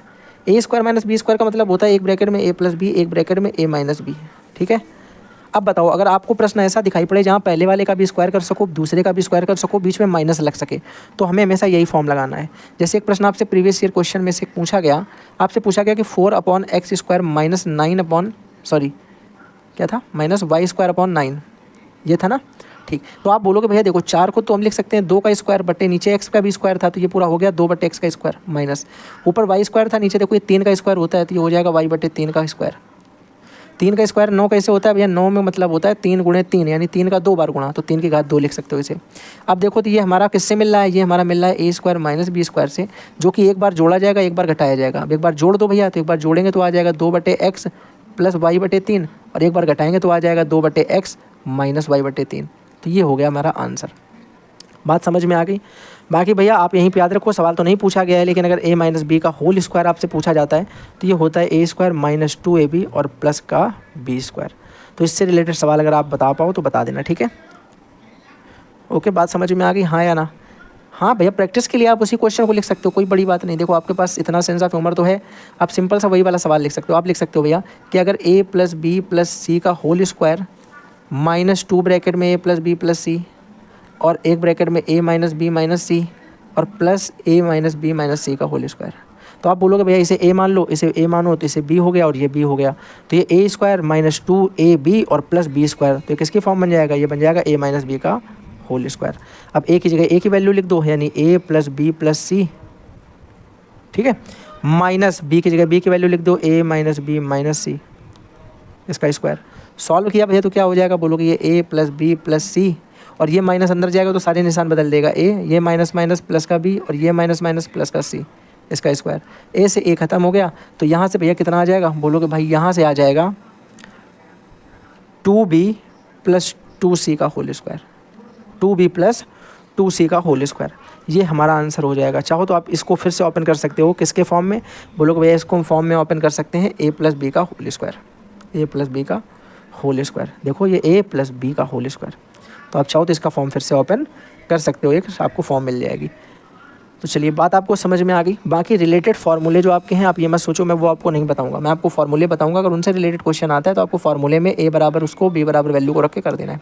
एक फार्मूला होता है a cube minus B cube का, एक ब्रैकेट में a माइनस बी और एक ब्रैकेट में a square plus B square plus ab। एक होता है भैया a cube plus B cube, ये क्या होता है? एक ब्रैकेट में तो a प्लस बी और एक ब्रैकेट में a square plus B square minus ab, minus ab। एक भैया फार्मूला कौन सा होता है? एक होता है a प्लस बी का होल क्यूब, ये क्या होता है? ये होता है भैया a cube plus B cube plus 3ab और ब्रैकेट में a प्लस बी। क्या आया समझ में? बोलोगे हाँ भैया। एक होता है a माइनस बी का होल क्यूब, ये क्या होता है? a cube minus B cube minus 3ab और ब्रैकेट में a माइनस बी। तो ये आपको 4 फार्मूले और याद रखने हैं। साथ ही साथ अगर आप याद रखना चाहते हो थर्ड 3 वाला, तो आप ये भी याद रख सकते हो कि a plus B plus C का होल स्क्वायर क्या होता है? वो होता है a square plus B square plus C square plus 2ab plus 2bc plus 2ca। ठीक है, ये वाला भी आप याद कर सकते हो। तो याद करने के लिए आप इन फार्मूले को याद रखोगे तो ज़्यादा बेटर है आपके लिए, क्योंकि सेकंड सेमेस्टर में इनसे रिलेटेड क्वेश्चंस थे। थर्ड सेमेस्टर में हालांकि आपको बीजगणित से रिलेटेड सिर्फ 2 सवाल भी तक प्रीवियस ईयर में 3 पूछे गए हैं, तो वो 3 सवाल पे ही आपको ज़्यादा ध्यान रखना है, ठीक है। बाकी सवाल फिर जो जाएंगे तो वो गुणनखंड विधि द्वारा होने लगते हैं, ठीक है। तो गुणनखंड विधि का हम लोग अभी नेक्स्ट चैप्टर जो है वो घात और घातांक पढ़ेंगे। घात घातांक के बाद फिर हम लोग गुणनखंड पर बात करेंगे, फिर हम लोग चक्रवृद्धि ब्याज, साधारण ब्याज, इन सब चीज़ों पर ही बात करने वाले हैं, ठीक है ना। तो चलिए इसी के साथ में आप जो है मस्त अपना प्रैक्टिस सेशन लगाते रहिए, प्रैक्टिस करते रहिए घर पे, और साथ ही साथ याद रखिए कि जो याद करने वाले सब्जेक्ट हैं उनको भी आप याद करते रहिए साथ में, ठीक है। बैक लगने के चांस मैक्सिमम जो होते हैं वो मैथ में होते हैं और संस्कृत वगैरह जो है वो पढ़ते रहिए, उनमें ज़्यादा होते हैं। बाकी जो 50 नंबर के पेपर हैं वो तो आपके आराम से हो जाएंगे। दिक्कतें जो सबसे ज़्यादा होती हैं वो आपके कहाँ पर होती हैं? बोलोगे वो होती हैं 25 नंबर वाले पेपर में, ठीक है। एक तो मिलने 25 हैं, ऊपर से उसमें भी गलत हो गया तो फिर कट भी जाते हैं। तो चलो इसी के साथ में ठीक है, फिर मिलते हैं अगले नए सेशन के साथ में। तब तक के लिए bye bye and thanks for watching. और हाँ, अगर आप चैनल पर नए हैं तो चैनल को सब्सक्राइब कर लीजिए, hit the bell icon for my new update. और इसके साथ में ये पूरी की पूरी सीरीज आपके लिए इंपॉर्टेंट है। लगभग मैं इसमें ट्राई करूँगा कि छोटी छोटी क्लास हैं 10-10 11-11 मिनट की, तो आप अपना समय निकाल के एक दिन में ही पूरी सीरीज़ देख सकते हो, कोई बड़ी बात नहीं है, ठीक है। प्लेलिस्ट अगर आप ओपन करते हो तो एक बार में ही पूरी सीरीज़ देख करके समझना चाहो तो समझ सकते हो। पर अगर रोज़ थोड़ा थोड़ा चैप्टर वाइज पढ़ते रहोगे तो ज़्यादा माइंड में सेव रहेगा। वैसे फिर पढ़ा फिर आधे घंटे बाद भूल गए वाली सिचुएशन हो जाएगी।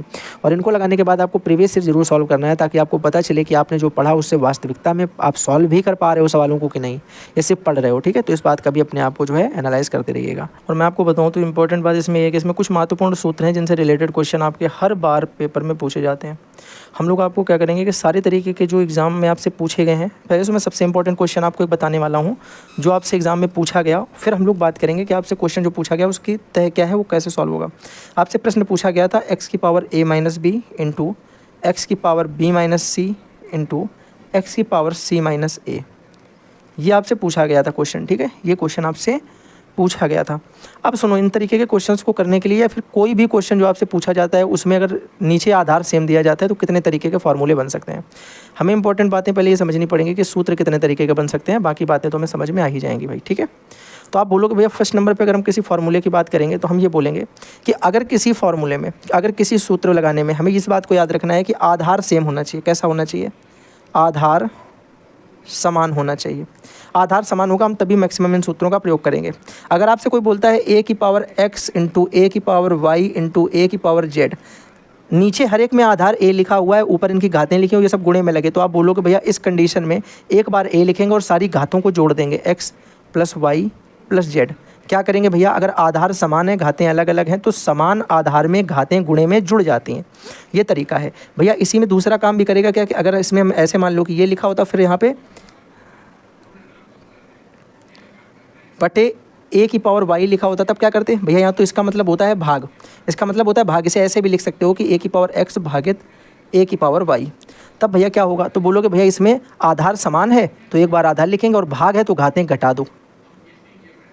तो भैया हमने यहाँ दो तरीके की चीज़ें पढ़ी कि आधार समान होता है, गुणे में लगा होगा तो घातें जुड़ जाएंगी, आधार समान होता है, भाग में लगा होगा तो घातें घट जाएंगी। दो तरीके के कॉन्सेप्ट पढ़े। अब तीसरा इसमें कॉन्सेप्ट आपको याद रखना है सिंपल सा, कि भैया एक ऐसी संख्या लिखिए जिसपे इसके ऊपर और फिर इस बार ऐसे n लिख दिया गया, यानी पावर के ऊपर एक बार और पावर लगा दी गई, ब्रैकेट होना चाहिए, याद रखना। तो इसका मतलब होता है कि आधार एक बार लिखा और जो घातें लगी हैं m के ऊपर n, तो इनका आपस में गुणा करा दोगे, m गुणे n कर दोगे। क्या करा दोगे? m गुणे n करा दोगे। मतलब जब घात पे घात लगी होती है इस तरीके से ब्रैकेट बंद होने के बाद, तो हम उस कंडीशन में उनका आपस में गुणा करा देते हैं। फिर भैया और इसमें हमने क्या पढ़ा? और मैं इसमें एक चीज़ और पढ़नी है कि अगर कभी हमें ये मिल जाए कि किसी चीज़ की घात माइनस की n लगी है, कुछ भी हो सकता है यहाँ पे 1 2 5 7 12 50 कुछ भी लिखा हो सकता है। अगर घात माइनस है तो घात को माइनस से प्लस करने के लिए उसे 1 के बटे में कर दो, उसे 1 के बटे में कर दो। मतलब भैया क्या हुआ? अगर घात मेरी ऊपर माइनस थी अंश में तो उसको हर में ले आओ, वो प्लस हो जाएगी। भैया इसका उल्टा भी काम कर सकता है। जैसे मैंने तुमसे कहा कि a की पावर माइनस की m है तो ये हो गया 1 बटे a की पावर प्लस m। लेकिन अगर यही हम तुमसे उल्टा बोलते कि 1 बटे a की पावर माइनस m है तो इसे ऊपर ले जाओ तो ये a की पावर m हो जाएगा। घात कोई भी देखो माइनस है, अगर वो हर में है तो उसको जैसे अंश में ले जाओगे वो प्लस हो जाएगी, पहले से अंश में है तो उसे हर में ले जाओ वो प्लस हो जाएगी। बात समझ में आ गई? तो केवल क्या पढ़ा? अगर आधार समान हो, सब गुणे में लगे हों तो क्या होता है? जल्दी से बताओ एक बार। आधार समान है, सब गुणे में लगे हों तो घातें क्या होंगी? घातें सबकी जुड़ जाती हैं, घातें सबकी जुड़ जाती हैं। आधार समान हो, भाग में लगा हो तो क्या होता है? घातें घट जाती हैं, घातें घट जाती हैं। भैया आगे देखो, अगर पावर के ऊपर पावर लगी है, आधार पावर के ऊपर पावर लगी है तो पावर आधार वैसे लिखो, पावर का आपस में गुणा करा दो, पावर का आपस में गुणा करा दो। अगर a की पावर माइनस m लिखा है, यानी a की कोई घात है जो ऋणात्मक है, कोई घात a की है जो ऋणात्मक है, तो घात को ऋणात्मक से धनात्मक बनाने के लिए, घात को ऋणात्मक से धनात्मक बनाने के लिए उसे 1 के बटे में ले आते हैं। क्या कर देते हैं? 1 के बटे में ले आते हैं। बिल्कुल सिंपल सी बातें हम लोगों ने पढ़ी हैं, और जितनी बातें पढ़ी हैं इनके बाद एक बात और आपको याद रखनी, एक बात और सिंगल याद रखिएगा। देखना क्या, आप बोलोगे अगर किसी की घात 0 होती है तो उसका मान 1 होता है। ये इंपॉर्टेंट है भाई, अगर किसी की घात 0 होती है तो उसका मान 1 होता है। इतनी बातों में इस चैप्टर के बारे में, अब इसके बाद हम लोगों को कुछ भी नहीं पढ़ना है। इसके बाद इस चैप्टर में हम लोगों को कुछ भी नहीं पढ़ना है भैया, जितना पढ़ लिया इतने से ही सारे सवाल होते हैं। आप देखो सवाल पिछले साल के कुछ पूछे हुए मैं आपको दिखाता हूँ। एक सवाल मान लो आपसे यही पूछा गया था जो मैंने स्टार्टिंग में लिखा कि x की घात a माइनस बी, फिर x की घात b माइनस सी, और फिर गुणे x की घात c माइनस a। आप बताओ, हमने कहा अभी आपको थोड़ी देर पहले एक चीज़ क्या समझाई? हमने आपको एक चीज़ ये समझाई कि भैया अगर आधार समान हो, मैंने आपको क्या बताया? मैंने आपसे कहा कि अगर देखो इनका आधार देखा जाए ध्यान से, तो आधार इन सबका क्या है? x है। आधार इन सबका भैया क्या है? x है। और अगर आधार समान होता है और बीच में क्या लगा होता है? गुणा लगा होता है। अगर आधार समान है और बीच में गुणा लगा होता है तो फिर क्या होता है? आप बोलोगे भैया अगर आधार समान है, अगर आधार इन सबके समान है और बीच में इनके क्या लगा है? गुणा लगा है, तो घातें क्या हो जाएंगी? बोलोगे भैया तो घातें जो हैं वो जुड़ जाएंगी, घातें जुड़ जाएंगी। मतलब ये x और x जो लिखा है, x तो एक बार हो जाएगा और घातें जो है इनकी a minus B plus B minus C और प्लस सी माइनस ए हो जाएगी, प्लस सी माइनस ए हो जाएगी। अब भैया अगर कुछ कटे तो काट दो। बोलोगे भैया b से b कट गया, c से c कट गया, a से a कट गया, तो हो गया x बराबर कितना? x की पावर भैया कितनी बची? 0 बची। कितनी बची? 0 बची। देखो एक बार x पावर 0 बची कि नहीं बची? बोलोगे a से a भैया कट गया, b से b कट गया, c से c कट गया। जब सब कट ही गया तो x की पावर 0 बची, और जब किसी की पावर 0 होती है तो उसका मान 1 होता है। इस सवाल का आंसर कितना आ जाएगा? 1 आ जाएगा। जल्दी से बोलो, बात समझ में आ गई? बात समझ में आ गई या नहीं? तो बोलोगे भैया सिंपल है, जब हमें पता चल जाता है कि सबकी घातें जुड़ेंगी क्योंकि आधार समान है और सबके बीच में गुणा लगा हुआ है। तो हम समझ गए भैया, एक बार आधार लिखेंगे, घातों को जोड़ देंगे, A minus B plus B minus C और प्लस सी माइनस ए। तो देखो ए से ए कट गया, बी से बी कट गया, सी से सी कट गया, तो आ गया एक्स की पावर 0 और किसी की घात 0 तो उसका मान। जल्दी से बताओ, एकदम बेहतरीन तरीके से बात, कॉन्सेप्ट एकदम क्लियर है हाँ या ना? अगर कॉन्सेप्ट क्लियर है तो एक सवाल और जरा करके दिखाओ। अगर आपसे बोला जाए कि 3 की घात जो है 4 गुणे 3 की घात 5 गुणे 3 की घात 2 बटे 3 की घात 9 बटे 3 की घात 9, आपके दिमाग में ये बात तुरंत आनी चाहिए भैया कि गुणे में घातें जुड़ती हैं, भाग में घात घटती है, तो पहले गुणे में जोड़ लो ऊपर। आप बोलोगे 3 की घात ऊपर हो जाएगी 4 + 5 + 2 बटे में लिखा है 3 की घात 9, ऊपर कितना हो गया 3 की घात 5 4 9 तो 11 बटे में लिखा है 3 की घात 9। आप बोलोगे भैया देखो यहाँ पे हमने क्या लगाया, यहाँ पे तो हमने वही लगाया कि ए की पावर x और ए की पावर y और ए की पावर z होता है, तो ए की पावर x + y + z हो जाता है। ऊपर तो हमने सेम काम किया है। अब हमें यहाँ पे मिल रहा है ये भाग में है, किस में है भाग में, और भाग में हमने क्या पढ़ा कि घातें घट जाती हैं, यानी 11 - 9 तो कितना बचेगा 3 की पावर 2। 3 की पावर 2 का मतलब होता है 3 × 9। जल्दी बताओ, बात समझ में आ गई हाँ या ना? ऊपर भैया गुणे में थी तो घातें सारी क्या हो गई, जुड़ गई। ऊपर गुणे में था तो घातें सारी क्या हुई, जुड़ गई। एक बार ध्यान से देखिएगा, मैं हाईलाइट करके आपको बताता हूँ। ऊपर देखो ये सारी घातें क्या हो गई थी, जुड़ गई थी, क्योंकि ऊपर किस में था, गुणे में था। नीचे ये भाग में लगा हुआ है, तो गुणे वाली जब सारी जोड़ ली तो 11 आ गया। 11 में से मैंने क्या कहा, अब ये भाग में लगा तो भाग वाली जाके इससे क्या हो जाएगी, घट जाएगी। भैया क्या हो जाएगी, घट जाएगी। जब ये 11 में से 9 चला गया तो कितना बचा 2, और 3 की घात 2 का मतलब कितना होता है 9। जल्दी बताओ, बात समझ में आएगी क्या? बात समझ में आ गई हाँ या ना? समझ में आ गई कि नहीं आ गई? बोलोगे बिल्कुल भैया बात समझ में बढ़िया तरीके से आ गई है। हमने कहा अच्छा एक सवाल और करके देखते हैं, सवाल और एक करके देखते हैं। मैंने कहा अगर कहीं दे रखा है, आपको कहीं दे रखा है कि 125, एक काम करता हूँ मैं इसे ब्लैक से करता हूँ, ठीक है।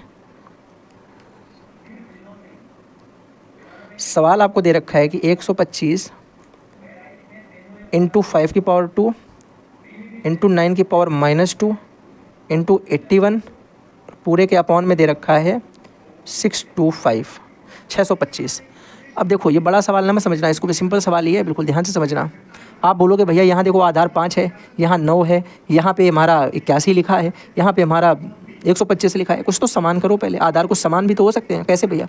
125 को हम क्या लिख सकते हैं भैया? हम 125 को लिख सकते हैं 55 25 पंचे 125।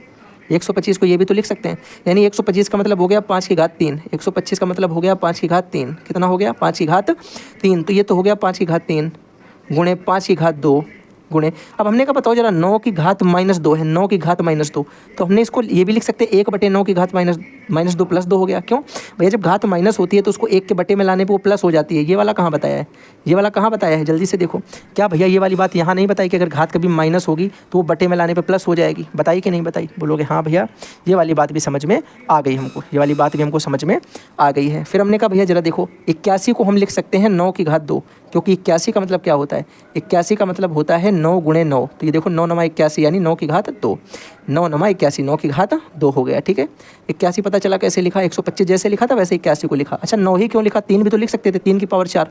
हमने कहा जरूरत नहीं, क्योंकि 9 9 लिखा था तो ये आधार सेम होगा, सॉल्व हो जाएगा। फिर मैंने कहा इसके बटे में देखो भैया क्या लिखा था, इसके बटे में 625 भी तो लिखा था, बटे वाला 625 कैसे भूल गए? 625 को क्या लिख सकते हो, देखो 625 क्या होता है, 625 भैया क्या होता है, 625 होता है भाई 5 का गण 5 पचम 25, 5 का पारा पढ़ो, पचम 25, 25 पंचे 125, 125 पंचे 625 यानी 5 की घात 4। 125 625 का मतलब होता है 5 की घात 4, 5 की घात 4। भैया समझ में आ गई बात? अब आपने कहा भैया देखो ऊपर ये गुणा है तो घातें जुड़ेंगी, तो ये हो जाएगा 5 की घात 3 + 2 बटे 5 की घात 4 गुणे ऊपर हो गया ये 9 की घात 2 और ये भी देखो बटे में 9 की घात 2। आप चाहो तो ऐसे भी काट सकते हो, 9 की घात 2 एकम 9 की घात 2 एक बार में कट जाएगा, चाहो तो ऊपर 2 को ले जाके माइनस भी कर सकते हो। तो हम लोग यहाँ पे माइनस वाला सीखेंगे। ठीक है, आप बोलोगे भैया देखो ये हो गया 5 की घात 5, ऊपर कितना हो गया 5 की घात 5 गुणे 9 की घात 2 बटे 5 की घात 4 गुणे 9 की घात 2। ठीक है, आप बोलोगे भैया यहाँ हो जाएगा ये 5 की घात 5 है तो 5 की घात 5 और ये नीचे 4 है तो ये इसके भाग में लगा है। आधार देखो इसमें भी 5 इसमें भी 5, तो घातें क्या होंगी, घट जाएंगी आधार में, तो 5 में से 4 चला गया गुणे ऐसे 9 की घात ये वाला 2 लिखा था और आधार में भी देखो 9 की घात 2 है, तो इस 2 को ऊपर ले जाओगे तो ये घट जाएगा जाके, क्योंकि भाग में पावर क्या होगी, घट जाती है।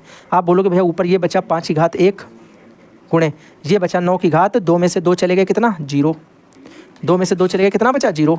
आप बोलोगे भैया 5 की घात 1 का मतलब होता है 5 और 9 की घात 0 का मतलब होता है 1। भैया क्यों? क्योंकि किसी की भी घात अगर 0 होती है तो उसका मान 1 होता है, आपने बताया है। तो भैया ये हो गया 5 एकम 5 हमारा फाइनल आंसर। 5 एकम 5 हमारा फाइनल आंसर। बड़े ध्यान से समझना, यहाँ से ही मैं आपको समझा देता हूँ, ऊपर तो सवाल ही नोट है। आप बोलोगे भैया सिंपल सा कॉन्सेप्ट है, इसका टाइमर और नहीं बढ़ाया जा सकता है, डिलेड टाइम कुछ होता है इसका।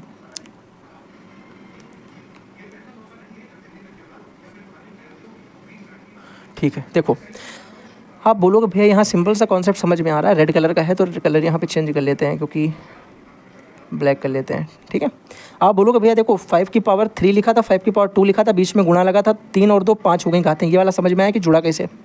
बोला हाँ भैया। फिर मैंने कहा यहाँ पे देखो 5 की घात 4 नीचे लिखा था, ये और ये आपस में भाग में है, तो हम चाहें तो 5 की घात 5 में से 5 की घात 4 को ऊपर भेजेंगे तो 5 - 4 हो जाएगा। सिर्फ एक को समझ रहे अभी 5 वाले को, 5 की घात 5 में से 4 गया, 1 बचा, तो 5 की घात 1 का मतलब 5 होता है। ये वाला समझ में आ गया, ये वाला हिस्सा कन्फर्म अपना हो गया। ठीक है ना, ये वाला हिस्सा अपना कंफर्म हो गया। अब 9 वाला देखो, 9 की घात 9 को 9 की घात 9 की भैया 9 की घात 2 से 9 की घात 2 यहीं चाहते तो एक बार में काट सकते थे, ये एक ही बचता केवल। लेकिन मैंने कहा यहाँ ना काटो, क्योंकि हमें सीखना भी तो है 9 की पावर 0 करके। तो हमने कहा यहाँ ऐसे लिखा, तो ये देखो भाग में लगा है और आधार समान है, आधार समान है। जब आधार समान होता है तो घातें क्या होती हैं? घट जाती हैं। तो आधार समान में घातें हमने घटा दी, भाग में घट गई भैया। 9 की घात कितनी बची? 0, क्योंकि 2 में से अगर 2 चला जाएगा तो 0 बचेगा ना, और किसी की भी घात 0 होती है तो उसका मान 1 होता है। ये हो गया 9 की घात 0 का मान 1। तो भैया हमने गुणा करा लिया, 5 का गुणा अगर हम 1 से कराएंगे तो 5 एकम 5 ही आएगा। बात बताओ जल्दी, बढ़िया तरीके से समझ में आई कि नहीं? बढ़िया तरीके से क्वेश्चन आपका क्लियर हुआ या नहीं भाई मेरे? ठीक है, बेहतरीन तरीके से एकदम चलो ठीक है, इसी के साथ में अब लोग आगे देखते हैं। अपने 2-3-4 क्वेश्चन जो भी थे इंपॉर्टेंट वाले वो कर लिए हैं। बाकी आपसे कोई भी क्वेश्चन पूछा जाता है आप अपने मन से भैया कर लोगे, क्योंकि आपको कॉन्सेप्ट क्लियर है। हमें सिर्फ मतलब होता है हमें अपना आधार सेम करना होता है। अगर आधार सेम नहीं होता है, आधार में कैसा करना होता है? आधार हमको अपना सेम करना होता है। सपोज करो आपसे कोई बोल दे कि 2 की घात 3/8, तो आप तो बैठे रहोगे। भैया देखो ऊपर 2 की घात 3 लिखो, 8 का मतलब क्या होता है? 2 दूनी 4 दूनी 8। तो देखा जाए तो भैया 8 का मतलब तो 2 की घात 3 होता है। तो आप इसको ये भी तो लिख सकते हो 2 की घात 3/2 की घात 3। और 2 की घात 3 में से अगर 3 माइनस हो जाएगा तो 2 की घात 0 यानी 1 बचेगा। अब भैया 2 की घात 3 में से 3 माइनस क्यों हुआ? क्योंकि जब आधार देखो समान है 2 2 और ये लगा काय में भैया, ये दोनों एक दूसरे के साथ भाग में है, और भाग में आधार समान होता तो घातें क्या होती हैं? घट जाती हैं। घातें हमने यहाँ पे घटा दी, 3 में से 3 चला गया तो बचा 0, और 0 अगर किसी की घात होती तो उसका मान 1 होता है। ठीक है, तो इस तरीके से चीज़ें आपकी होंगी भैया, सिंपल तरीके से। चलो इसी के साथ में थैंक्स फॉर वाचिंग। ये क्लास आपके लिए बहुत ज़्यादा इंपॉर्टेंट होने वाली है, क्योंकि इस क्लास में मैं आपको सारे के सारे वो क्वेश्चंस कराऊंगा जो क्वेश्चन आपके एग्जाम में पूछे गए हैं, और रिलेटेड उनसे मैं आपको कॉन्सेप्ट भी दिखाऊंगा कि किस कॉन्सेप्ट से वो सारा क्वेश्चन होगा। जैसे यहाँ पे अर्धवृत्त का कॉन्सेप्ट है, तो मैं आपको दिखाऊंगा कि 2021 में जो प्रश्न आया था एक्चुअल में वो क्या आपसे पूछ रहा था। मैं आपको दिखाऊंगा कि अगर ये कॉन्सेप्ट है समान कोण कब बनता है, तो मैं आपको ये भी बताऊंगा कि इससे रिलेटेड क्वेश्चन कौन सा डीएलएड में पूछा था। अगर मैं आपको ये बताऊंगा कि चक्री चतुर्भुज क्या है, तो मैं आपको एक क्वेश्चन भी दिखाऊंगा जो चक्री चतुर्भुज के कॉन्सेप्ट से ही सॉल्व हुआ था। ठीक है, तो इस तरीके के जितने भी मैं आपको बताऊंगा कॉन्सेप्ट, उससे रिलेटेड जो क्वेश्चन डीएलएड में पूछा गया है मैं आपको बताऊंगा। और याद रखिएगा ये कॉन्सेप्ट आपको याद कर लेना है, क्योंकि हर बार आपको सेम मौका नहीं मिलेगा। ठीक है ना, तो ये सारे के सारे मैं आपको कॉन्सेप्ट बताने वाला हूँ, तो क्लास में मेरे साथ बने रहिएगा, पूरी क्लास देखिएगा ध्यान से। मैं जल्दी से जल्दी कोशिश करूँगा कि आपको सारी चीज़ें क्लियर कर पाऊँ। ठीक है, चलिए स्टार्ट करते हैं। और जो लोग नए हैं वो याद रखें कि ये हमारी 7वीं या 6वीं क्लास होगी। इससे पहले 4-5 क्लासें जो हो चुकी हैं वो आपको ध्यान से देखनी है। आपकी बैग कन्फर्म नहीं लगेगी, 10 मिनट का समय आप बस निकाल के मुझे दे दें। चलिए शुरुआत करते हैं। लिखा है वृत्त समान चाप समान कोण, कॉन्सेप्ट क्या होता है? आप याद रखो कि अगर यहाँ से लेकर के यहाँ तक की चाप मैंने ले लिया AB, ये एक खंड ले लिया AB इतना, ठीक है, और मैं आपसे कहूँ कि इसके द्वारा मैं इस पूरे के पूरे वृत्त में कहीं पर भी इस तरीके से कोण बना दूँ, कहीं पर भी इस तरीके से कोण बना दूँ। ठीक है, थोड़ा सा तिरछा विरछा हो रहा है तो आप समझ लीजिएगा, मैं इतने पार्ट से ही बना रहा हूँ, बस यहाँ से उठेगा और यहाँ पे आ जाएगा। तो ये जितने भी एंगल बनेंगे ये सारे भैया सेम एंगल बनेंगे, समान माप के ही कोण बनेंगे, समान माप के कोण बनेंगे। तो इसका कॉन्सेप्ट मान लो आप ये हो जाएगा कि अगर ये A और ये B है तो ये C, ये D और ये E मान लो, तो आप बोलोगे इसका मतलब हो जाएगा कि जो AC भी आएगा वही AD भी आएगा और वही AE भी आएगा। इसका मतलब ये हो जाएगा कि सारे के सारे कोण भैया जो हैं वो समान आ जाएंगे। क्या ये बात आपको समझ में आ रही है? आप बोलोगे बढ़िया भैया समझ में आई। क्वेश्चन इससे रिलेटेड जो पूछा है वो बताओ। भैया क्वेश्चन आपसे ये एक पूछा गया था, बड़े ध्यान से सुनना। ठीक है, ये क्वेश्चन आपसे पूछा गया था, बड़े ध्यान से सुनिएगा, मैं इसे आपको समझाता हूँ। आप देखो यहाँ पे इसने बोला कि ये वाला 15 डिग्री का है। कितने डिग्री का? 15 डिग्री का। कितने डिग्री का है भैया? 15 डिग्री का। ये 90 डिग्री का दे रखा है, ये 90 डिग्री का दे रखा है। कितने का दे रखा भैया? 90 डिग्री का। आप ध्यान से देखो, उसने बोला है कि ये एक दूसरे को जो परस्पर AB और CD है परस्पर समकोण पर काटती है। तो जो AB और CD है समकोण पर काटती है, मतलब ये 90 डिग्री की रचना करती है। अब आप बोलोगे भैया अगर हम इसमें त्रिभुज, कौन सा त्रिभुज ले लें? ABD ले लें।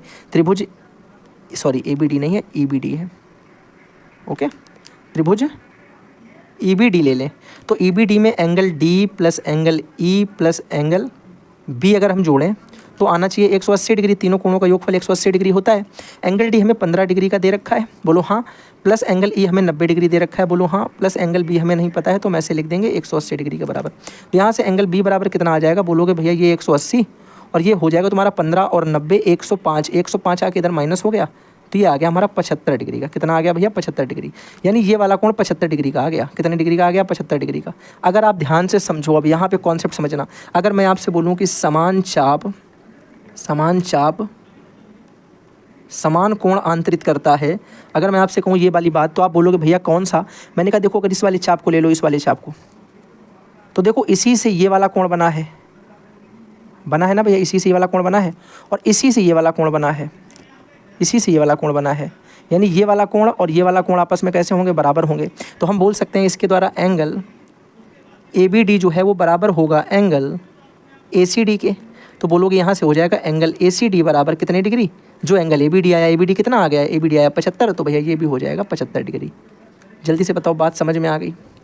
अगर हम इधर साइड से देखें, इस साइड से, तो देखो इस साइड से ये वाला चाप सेम है, इसी चाप से यहाँ से ये दोनों बने हैं और ये दोनों भी इसी से गए, यानी ये कोण और ये कोण आपस में बराबर होगा तो ये भी 15 होगा। तो बात समझ में आ गई, हाँ यार हाँ। ये दोनों आपस में कैसे होंगे 15-15 और ये दोनों आपस में कैसे होंगे 75-75, तो ये आपस में शीर्षा भूमि 90-90। ठीक है, जरूरत आपको इतनी है नहीं, आपको सिर्फ इतना सॉल्यूशन बताना है जितना मैंने आपको बताया। यहाँ से हम एंगल निकाल लेंगे, यहाँ से हम समान चाप की थ्योरम लगा देंगे, बात खत्म। एक कॉन्सेप्ट एकदम क्लियर। दूसरे क्वेश्चन की तरफ आ जाओ, क्या लिखा है। दूसरा बोला गया अर्धवृत्त पर बना कोण व्यास द्वारा आंतरिक कोण से कोण जो है वो 90 डिग्री का होता है। मतलब ये हुआ कि अगर मैं आपसे कहूँ कि एक इस तरीके से अर्धवृत्त, यानी केंद्र जो है, केंद्र से होकर जाने वाली जीवा को ही हम व्यास कहते हैं, तो ये व्यास बन गया। मैंने कहा ये व्यास बना, अगर इसके द्वारा हम कहीं पर भी कोण बना दें, मान लो हम यहाँ पे बना देते हैं, कहाँ पे बना देते हैं, आप बोलोगे भैया हम इसके द्वारा कोण बना देते हैं यहाँ पे, ये बनाया, ठीक है। या फिर हम इसके द्वारा, आप बोलोगे भैया वहाँ कोने में क्यों बनाया, यहाँ बना दो, तो हमने कहा तुम यार कहीं पर भी बनवा लो, एनीवेयर भैया, ठीक है। आप बोलो भैया यहाँ कोने में बना सकते थे ये वाला, तो मैंने कहा तुम कहीं पर भी बना सकते हो भाई, तुम कहीं पे भी बना सकते हो, तुम कहीं पर भी बनाओगे ये हमेशा 90 डिग्री का ही बनेगा। कितने डिग्री का, हमेशा 90 डिग्री का ही बनेगा। हमेशा कितने डिग्री का बनेगा, 90 डिग्री बनेगा। तो ये ऑल एंगल्स जो होंगे कितने डिग्री के होंगे, 90 डिग्री के होंगे। यानी केंद्र से होकर जाने वाली जीवा जो केंद्र से होकर के जा रही है, यानी जो व्यास होगा वो परिधि पर कितने डिग्री का कोण बनाता है, 90 डिग्री का। अब एक सवाल देखो जो प्रीवियस ईयर में पूछा गया, लोगों को लगा ये सवाल भैया ऐसे नहीं होगा, मैं बताऊं तुमको ये सवाल ऐसे ही होना था। आपसे यहाँ पे पूछा गया था BAC, क्या पूछा गया था, BAC। सबसे पहले यहाँ कुछ लोगों ने दिमाग लगाया भैया कि यहाँ पे ADCB जो है, ADCB जो है, कौन सा ADCB, ये हमसे उसने बोला था कि चक्री चतुर्भुज है। क्या होता है, चक्री चतुर्भुज। चक्री चतुर्भुज में भैया क्या कॉन्सेप्ट होता है कि आमने सामने के कोणों को जोड़ने पे 180 डिग्री आता है। अगर ये 100 हो गया तो ये कितना निकल के आएगा, आप बोलोगे हमने पढ़ा भैया आमने सामने के एंगल्स को अगर जोड़ेंगे तो 180 डिग्री आएगा, 180 डिग्री। यानी एंगल बी अगर हमारा 100 डिग्री दे रखा है, सॉरी एंगल बी तो दिया नहीं है, एंगल डी दिया है, एंगल बी हमारा नहीं दिया गया, एंगल डी हमारा 100 डिग्री दिया गया बराबर 180 डिग्री। तो यहाँ से एंगल बी बराबर निकल के आएगा 180 माइनस 100। तो यहाँ से एंगल बी हमारा निकल के आ गया 80 डिग्री। कितना आ गया भैया, 80 डिग्री निकल के आ गया। जल्दी बताओ यहाँ तक कि आपको बात समझ में आ गई, हाँ या ना। बोलोगे बिल्कुल भैया समझ में आ गई। अगर ये हमारा 80 डिग्री आ गया तो अब हमें पता चला ये मेरा 80 डिग्री है, हमसे ये पूछा गया है और हमको ये पता नहीं। लेकिन अगर ध्यान से देखोगे तो ये 90 डिग्री समझ नहीं तो टफ था भैया। क्यों ये 90 डिग्री का हुआ, क्योंकि ये देखो वो AB जो है ये व्यास है, AB जो है वो व्यास है, क्योंकि ये O से होकर के जा रहा है। कहाँ से होकर जा रहा है, O से। और अगर कोई केंद्र से होकर जाने वाली जीवा के द्वारा आंतरिक कोण एंगल होगा ये वाला एंगल, ये वाला देखो ध्यान से, ये वाला, तो भैया ये परिधि पे हमेशा 90 डिग्री का कोण बनाता है, यही तो हमने पढ़ा है। तो हम लिख सकते हैं एंगल ACB जो है वो हमारा 90 डिग्री का होगा, क्योंकि ये वाली थ्योरम अभी हम लोगों ने पढ़ी है कि व्यास द्वारा केंद्र पर परिधि पर आंतरिक कोण कितने डिग्री का होता है, 90 डिग्री का होता है। अब अगर हम बात करें यहाँ पे त्रिभुज ले लें अपना ABC, कौन सा त्रिभुज ले लें, ABC। तो ABC में आपको पता सारे एंगल को जोड़ दें, अगर A को, एंगल B को और एंगल C को, तो कितने डिग्री आना चाहिए, 180 डिग्री, हाँ या ना। बोलोगे हाँ भैया। तो हमने कहा B हमने 80 निकाल लिया और A हमको कितना दे रखा पता नहीं, और C हमारा कितना आ गया, C हमारा 90 आ गया बराबर 180। एंगल A प्लस 80 और 90 170 बराबर 180। तो यहाँ से 170 इधर आ जाएगा तो माइनस हो जाएगा 170, तो 10 डिग्री आ जाएगा। एंगल A हमारा ये कितना आ जाएगा भैया, ये हमारा आ जाएगा 10 डिग्री। बात समझ में आ गई कि नहीं आ गई, हाँ या ना? कॉन्सेप्ट प्लस क्वेश्चन दोनों समझ में आ गए। भैया हमने यहाँ पे देखा कि ये वाला हमसे पूछा गया है, किसी चक्री चतुर्भुज में आमने सामने कोणों को जोड़ने पे 180 आता है, अगर ये 100 था तो ये 80 हो गया। आप अगर त्रिभुज ए बी सी ले लें तो ए हमें पता चलना चाहिए था, यह हमें पता चल चुका है 80, और ये हमें पता है कि 90 बनेगा क्योंकि ये व्यास के द्वारा बनाया गया तो 90 ही बनता है। 90 ये, 80 ये, 170 और 10 ये होगा, तो टोटल ये 180 हो जाएगा तीनों कोणों को जोड़ने पे, और त्रिभुज के तीनों कोणों को जोड़ने पे 180 डिग्री ही आता है। चलो अगला कॉन्सेप्ट जल्दी से बताओ। यहाँ लिखा समान कोण कब बनता है, रेडियस कॉन्सेप्ट आपसे पूछा है। कौन सा पूछा? Radius concept. रेडियस कॉन्सेप्ट मेरे भाई ये होता है, देखना बड़े ध्यान से, मैं आपको वो सारे टाइप के क्वेश्चन बताऊँगा, जैसा जैसा आपको चित्र दिखता है वो सारे क्वेश्चन मैं आपको बता दूंगा, पर ध्यान से सुनना। रेडियस कॉन्सेप्ट भैया ये होता है, इस तरीके का अगर सवाल दिया जाता है तो याद रखना यहाँ पर जितने डिग्री का कोण बनेगा, अगर ये x डिग्री का बनेगा तो ये वाला कोण भी x डिग्री का ही बनता है, क्योंकि भैया ये आपस में समान होंगी, त्रिज्याएं दे रखी, इनके द्वारा अंतरित कोण भी आपस में समान होंगे। ये वाला कॉन्सेप्ट आपको बड़े ध्यान से याद रखना है, ठीक है भाई, ये वाला ध्यान रखना। इसी को मिला करके एक थ्योरम और आपको बताई जाती है कि जो केंद्र पर बना कोण होता है परिधि पर बने कोण का 2 गुना होता है, यानी इसको इस तरीके से अगर और मिला दिया जाए तो ये सवाल आपका सीधे बन जाएगा, ये सवाल आपका सीधे बन जाएगा। इस सवाल में आपको भैया सिंपल सी बात है, ये वाला निकालना होता है, ये वाला अगर आप निकाल दोगे तो आप ये वाला इसका आधा करके बता दोगे। अगर ये 2 थीटा होता है तो ये थीटा होता है, ठीक है, ये हमारा कॉन्सेप्ट होता है। अब मान लो अगर इनका नाम दे दें ABC, तो फार्मूला देखो क्या होता है, ABC और इसको नाम O दे दो, तो हम बोलेंगे एंगल AOC जो होता है वो होता है 2 गुणे एंगल ABC के, ये होता है हमारा फार्मूला, ठीक है, ये होता है हमारा फार्मूला।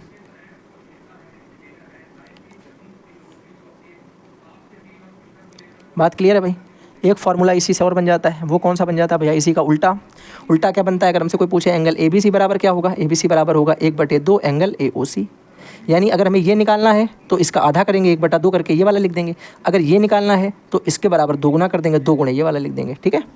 तो ये 2 फार्मूले यहाँ से तैयार हो जाते हैं। अब चलिए देखते हैं कि कॉन्सेप्ट मेरा यहाँ से कैसे बनता है। एक तो हमें ये पता चला भैया ये दोनों कोण आपस में सेम बनते हैं, एक तो ये चीज़ पता चली, और दूसरी ये पता चली अगर ये वाला हमको पता चल जाए तो इस वाले से हम ये वाला निकाल लेंगे। कैसे निकाल लेंगे?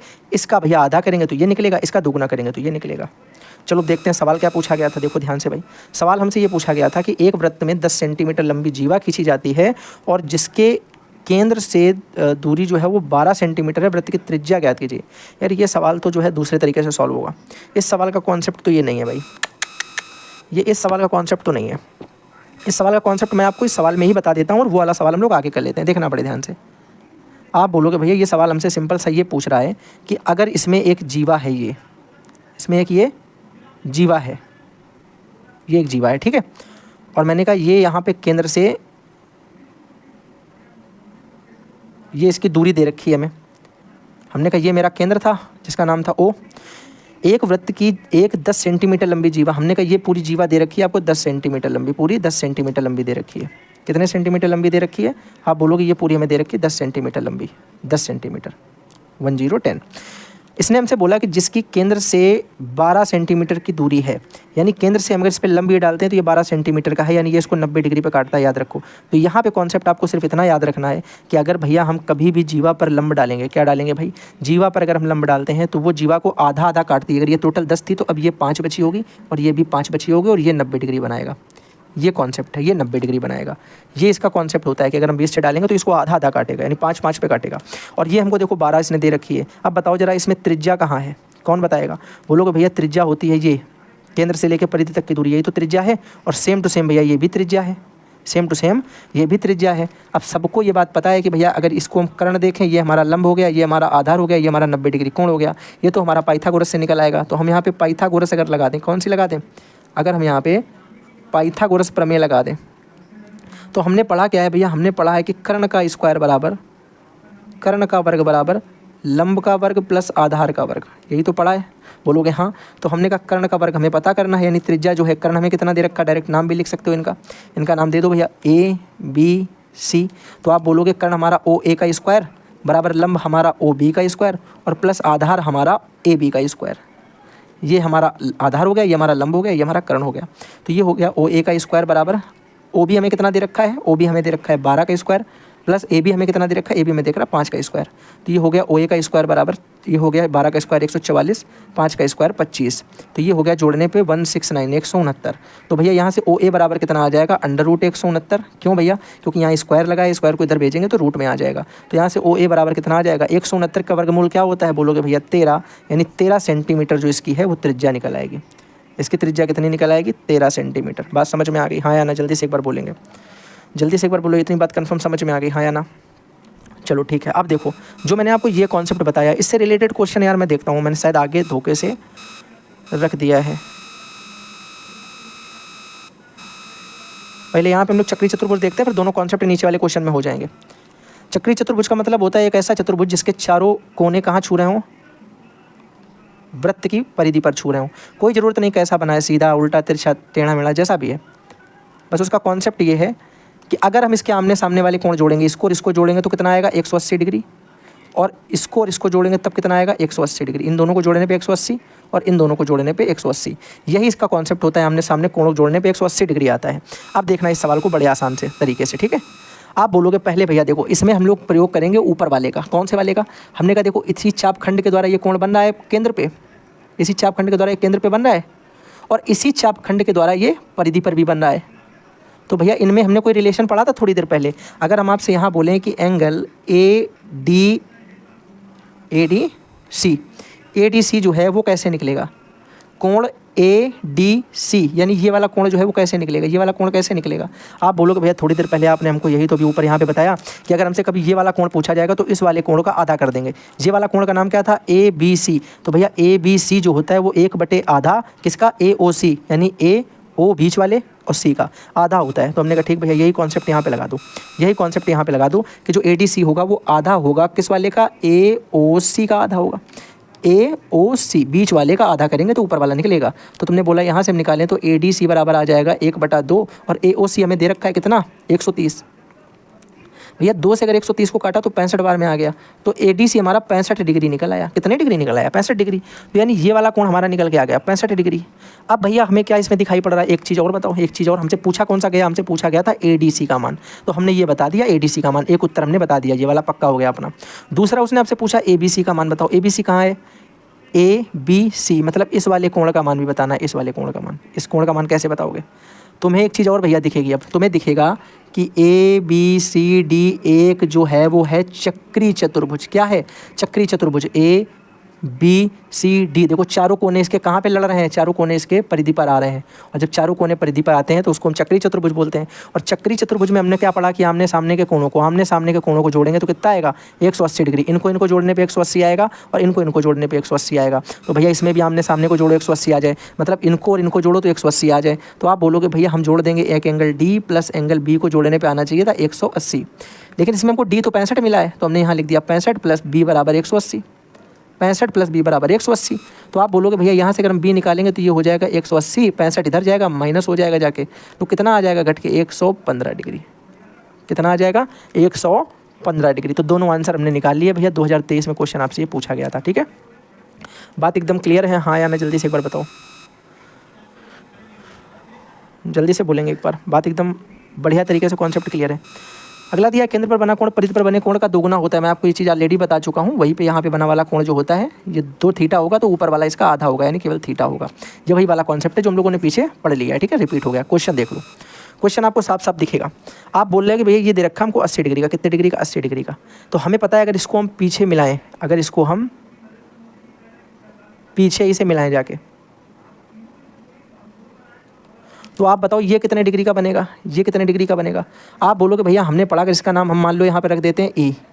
तो हमें पता है कि भैया जो एंगल ए ई बी बनेगा, एंगल ए ई बी बनेगा वो बनेगा 1/8 एंगल ए ओ बी का। तो यानी एंगल ए ई बी जो बनेगा वो बनेगा 1/8 ए ओ बी कितना दे रखा है 80, 2 से 80 काटा 40 बार में चला गया। तो एंगल ए ई बी बराबर हमारा बन गया यहाँ से 40 डिग्री का। क्या यहाँ तक की बात क्लियर समझ में आ रही है, हाँ या ना, जल्दी से बताओ एक बार। बोलोगे भैया एकदम बात यहाँ तक की समझ में आ गई कि ये वाला 80 है तो ये वाला बन गया 40। अब अच्छा ये निकाला क्यों है, इसका कारण किसी को पता है क्या। बोलोगे बिल्कुल भैया पता है, ये हमने इसलिए निकाला है क्योंकि अब मेरा अगर हम ध्यान से देखें तो चित्र में ए डी बी ई, कौन सा वाला ए डी बी ई एक चक्री चतुर्भुज बन गया। और चक्री चतुर्भुज में जब हम आमने सामने वालों को जोड़ते हैं तो कितने डिग्री आता है? 180 डिग्री आता है। यानी जब हम एंगल ई को और इसके सामने वाले एंगल डी को जोड़ेंगे तो 180 आना चाहिए था। एंगल ई हमारा 40 मिल गया, एंगल डी हमें निकालना है बराबर 180। तो बोलोगे यहाँ से हो जाएगा एंगल डी बराबर 180 और ये 40 इधर जाएगा तो -40 हो जाएगा। तो एंगल डी बराबर 180 में 40 गए तो कितने बचे? 140 डिग्री।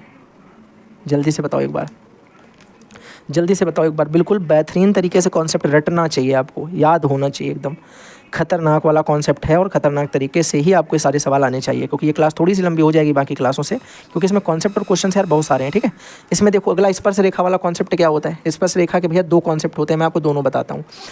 एक कॉन्सेप्ट तो ये होता है कि अगर कोई स्पर्श रेखा किसी वृत्त को ऐसे टच करके जाएगी, ऐसे करके छू के ही तो जाती है, ऐसे चली गई, तो आप बोलोगे भैया इसका सिंपल सा मतलब होता है कि केंद्र से अगर इस पर हम इस तरीके से लंब डालते हैं ये, तो ये इसको हमेशा 90 डिग्री बनाएगी। इसके साथ में कितने डिग्री बनाएगी? 90 डिग्री बनाएगी। ये हमेशा कितने डिग्री बनाएगी? 90 डिग्री बनाएगी। एक कॉन्सेप्ट तो ये हो गया। दूसरा कॉन्सेप्ट ये हो गया कि अगर ये 90 डिग्री बना रही है, ये अगर 90 डिग्री बना रही है तो ये क्या होगा? लंब। ये क्या होगा? कर्ण। ये क्या होगा? आधार। तो इसमें हम क्या लगा सकते हैं? इसमें हम लगा सकते हैं पाइथागोरस। क्या लगा सकते हैं? पाइथागोरस लगा सकते हैं। बात समझ में आ गई भैया? पाइथागोरस लगा सकते हैं। तो एक सवाल बताओ, जैसे ये सवाल दे रखा, एक स्पर्श रेखा आपको दी गई, यहाँ पे ये 5 है, ये दे रखी 13, तो 90 डिग्री कहाँ बनेगा? आप बोलोगे भैया ये स्पर्श रेखा थी, स्पर्श रेखा पे यहाँ से हमने ये लंब डाला तो ये 90 डिग्री बना होगा। कितने डिग्री? 90 डिग्री। 90 डिग्री के सामने क्या होता है? कर्ण। हमने भैया पढ़ा है पाइथागोरस, हमने पढ़ा है पाइथागोरस। क्या पढ़ा है भैया? पाइथागोरस। पाइथागोरस होता है कि कर्ण का स्क्वायर करो तो वही आता है जो लंब का स्क्वायर प्लस आधार का स्क्वायर करने से आता है, और आधार का स्क्वायर करने से आता है। आप बोलोगे भैया कर्ण का स्क्वायर यानी 13 का स्क्वायर बराबर लंब का स्क्वायर यानी 5 का स्क्वायर प्लस आधार का स्क्वायर यानी AP का स्क्वायर। तो यहाँ से ये हो जाएगा 169, ये हो गया 25 और प्लस ये हो गया AP का स्क्वायर। भैया 169 कैसे हो गया? ये देखो 13 का स्क्वायर करो 169, 5 का स्क्वायर करो 25, AP का स्क्वायर। 25 को अगर इधर लेके जाओगे तो हो जाएगा 169 माइनस 25 बराबर AP स्क्वायर, क्योंकि इधर प्लस में है तो इधर आएगा तो माइनस हो जाएगा। तो AP स्क्वायर बराबर भैया कितना आ जाएगा? आप बोलोगे देखो 169 में से 25 चलेगा तो 144 बचे, इधर से स्क्वायर हटाओ इधर अंडर रूट आ जाएगा, इधर का स्क्वायर अगर हटाओ तो इधर अंडर रूट आ जाएगा। 144 का अंडर रूट होता है 12। तो आप बोलोगे यहाँ से AP की लंबाई जो आएगी वो आ जाएगी 12 सेंटीमीटर। ये उत्तर हो गया, ये उत्तर हो गया। यानी सिंपल से एक पाइथागोरस लगा के इसको हम सॉल्व कर सकते हैं। 2023 में आपसे क्वेश्चन पूछा गया है। ठीक है, आगे चलो करो भाई जल्दी से। चित्र आपको दे रखा है AB वृत्त। देखो ये बिल्कुल सरल कॉन्सेप्ट होता है। इसमें होता है कि सेम साइड सेगमेंट में बने एंगल सेम होते हैं। यानी अगर हम इस एंगल की बात करें तो इधर ही मुंह वाला एंगल ढूंढो, उसके ये वन बराबर होगा। ये एंगल किसके बराबर होना चाहिए? ये एंगल बराबर होगा भैया इसके, सेम सेगमेंट साइड एंगल। ठीक है, ये एंगल बराबर होगा इसके। तो यानी जितना ये आएगा उतना ये आएगा, उतना ही RPB आएगा। हम यहाँ ये लिख सकते हैं कि जितना भैया, इसका हम एक नाम दे दो, मान लो इसका नाम लिख दो PQR। ये Q है, ठीक है, PQR। आप बोलोगे भैया जितना आएगा एंगल PQR उतना ही आएगा एंगल RPB, उतना ही आएगा एंगल RPB, क्योंकि ये समान सेगमेंट पर बने एंगल्स होते हैं। ठीक है, अब आप बोलो भैया ये कितना आएगा? आप बोलोगे अगर हम त्रिभुज PQR में देखें तो सारे कोणों को जोड़ने पे 180 आता है, जिसमें से हमें P दे रखा है 80, Q हमें पता नहीं है और R हमें दे रखा है 30 बराबर 180। तो एंगल Q बराबर कितना आ जाएगा? 180 माइनस ये हो जाएगा 80 और 30 110। तो यहाँ से एंगल Q निकल के आ जाएगा 70 डिग्री। कितना आ जाएगा? 70 डिग्री। और हमने पढ़ा है कि जितना हमारा PQR है उतना ही हमारा RPB है। तो ये दोनों हमारे कितने डिग्री आ जाएंगे? 70 डिग्री। जल्दी से बताओ, एकदम बात बेहतरीन तरीके से कॉन्सेप्ट क्लियर है हाँ या ना? जल्दी से बताएंगे भाई मेरे, जल्दी से बताएंगे भाई मेरे। बात एकदम क्लियर हाँ या ना? कॉन्सेप्ट समझ में आ गया कि सेम सेगमेंट में बने एंगल सेम होते हैं, इधर साइड का एंगल इधर साइड के एंगल के सेम होगा। अगले प्रश्न पे चलें, रेंगे अगले प्रश्न की तरफ रहेंगे। भैया पार्श्व चित्र में दिया है कि ACB वृत्त पर बने 3 बिंदु हैं, AOB आपको प्रतिवर्ती कोण 240 डिग्री है। तो ACB बताइए, ABC बताइए, ABC जी आपको बताना है।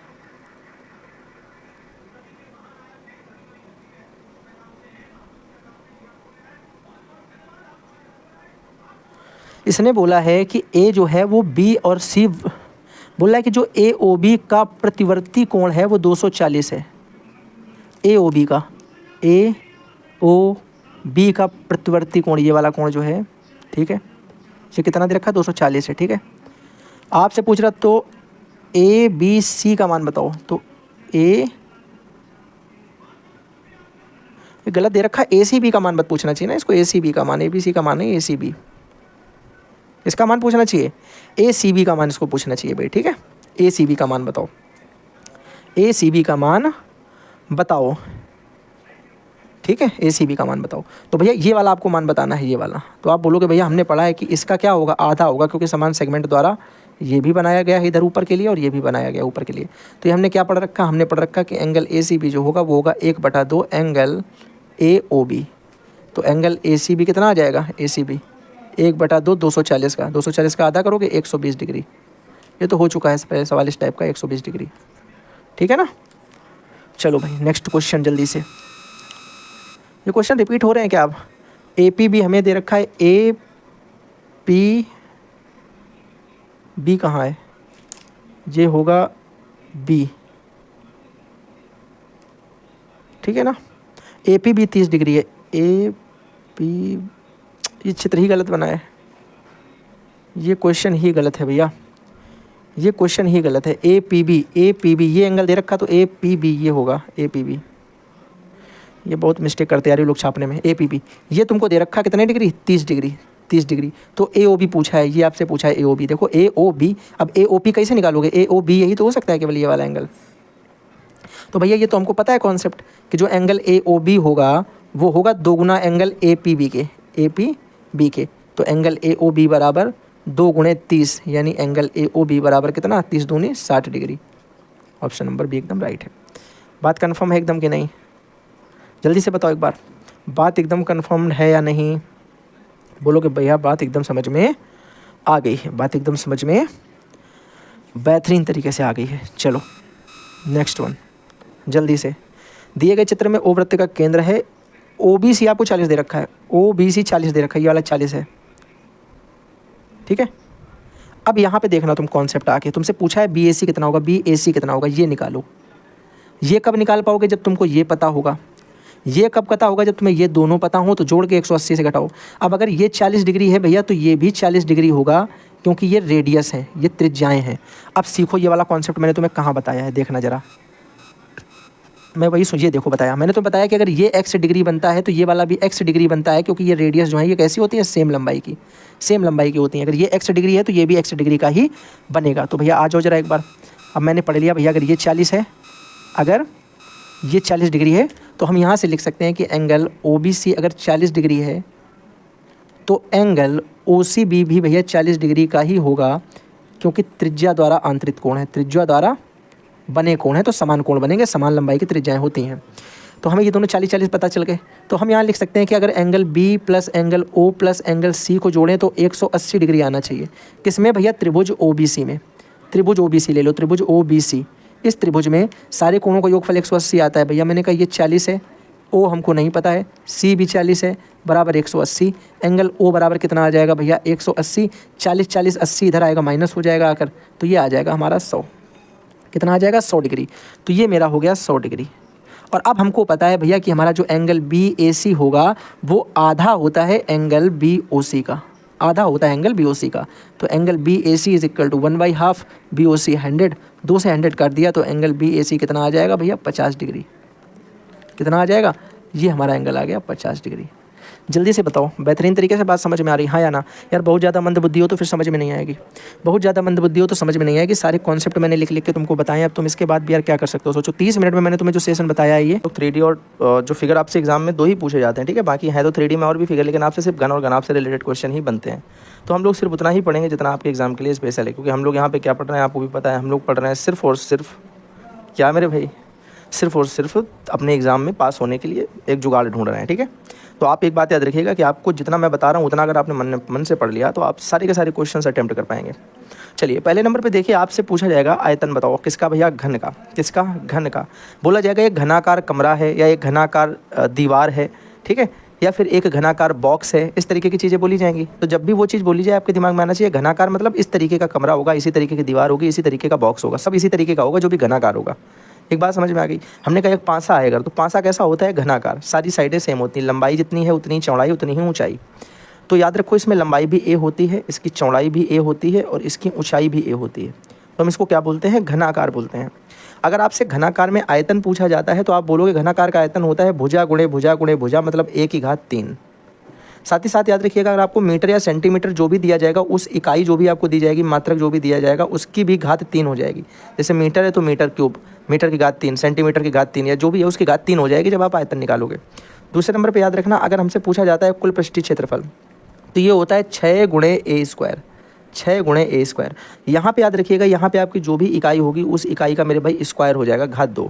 ऐसे विकर्ण आपसे पूछा जाए तो विकर्ण इसका होता है a√2। कितना होता है, a√2। और ये हमारा सेंटीमीटर या मीटर जो भी दिया जाता है उसी में बना रहता है, ना स्क्वायर होगा ना ही घात 3 होगी।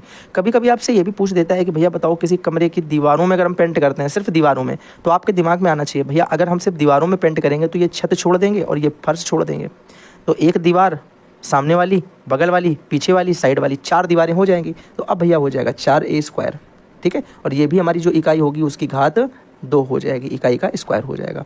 मतलब क्या हुआ भैया, जब हमसे कोई बोलेगा कि पूरे के पूरे बॉक्स में पेंट करना है, तो बॉक्स का मतलब नीचे भी करेंगे, ऊपर भी करेंगे, साइड में भी चारों तरफ करेंगे, तो 4 ये और 6 ऊपर नीचे का मिला के, तो 6a² वाला लगाएंगे, कुल पृष्ठीय क्षेत्रफल, टोटल सरफेस एरिया। लेकिन अगर हमसे पूछा जाए कि केवल दीवारों में करना, तो छत और नीचे तली जो होती है उसका तल होता है, मतलब सरफेस है, उसको छोड़ देंगे, तो 2 कम हो जाएंगे, तो बाकी 4a² बचेगा, ठीक है। बात समझ में आ गई। अगर कभी आपसे बोला जाता है कि कोई घनाकार चीज़ है, उसके अंदर हम कुछ भरेंगे, इसके अंदर हम कुछ भर दें, हमने कहा इसके अंदर गेहूं भर दें, इसके अंदर चावल भर दें, इसके अंदर हम जो है मिट्टी भर दें, तो वो जो भी हम इसके अंदर भैया भरेंगे, ध्यान से मेरी बात समझो, अगर हम इसके अंदर कुछ भी भरेंगे तो वो इसके आयतन के हिसाब से हम निकालेंगे, फिर हम इसका क्या निकालेंगे, आयतन निकालेंगे। तो आयतन वही होता है जो इसके अंदर टोटल द्रव्यमान हम भर सकते हैं। बात समझ में आ गई, जल्दी से एक बार बोलो। चलो भाई ठीक है, आगे चलें, क्वेश्चंस देखते हैं अब, ठीक है। नहीं रुक जाओ, घनाभ भी बताने के बाद ही क्वेश्चन देखूंगा, आप टेंशन मत लो। पहले घनाभ बताऊंगा, उसके बाद ही फिर मैं करवाऊंगा क्वेश्चन। देखो घनाभ इससे थोड़ी सी अलग आकृति होती है भैया, जैसे घन होता है उसी तरीके से घनाभ भी होता है। घनाभ में क्या होता है कि सारी भुजाएं बराबर नहीं होती हैं। घनाभ देखने में कुछ इस तरीके का लगता है, ठीक है भाई।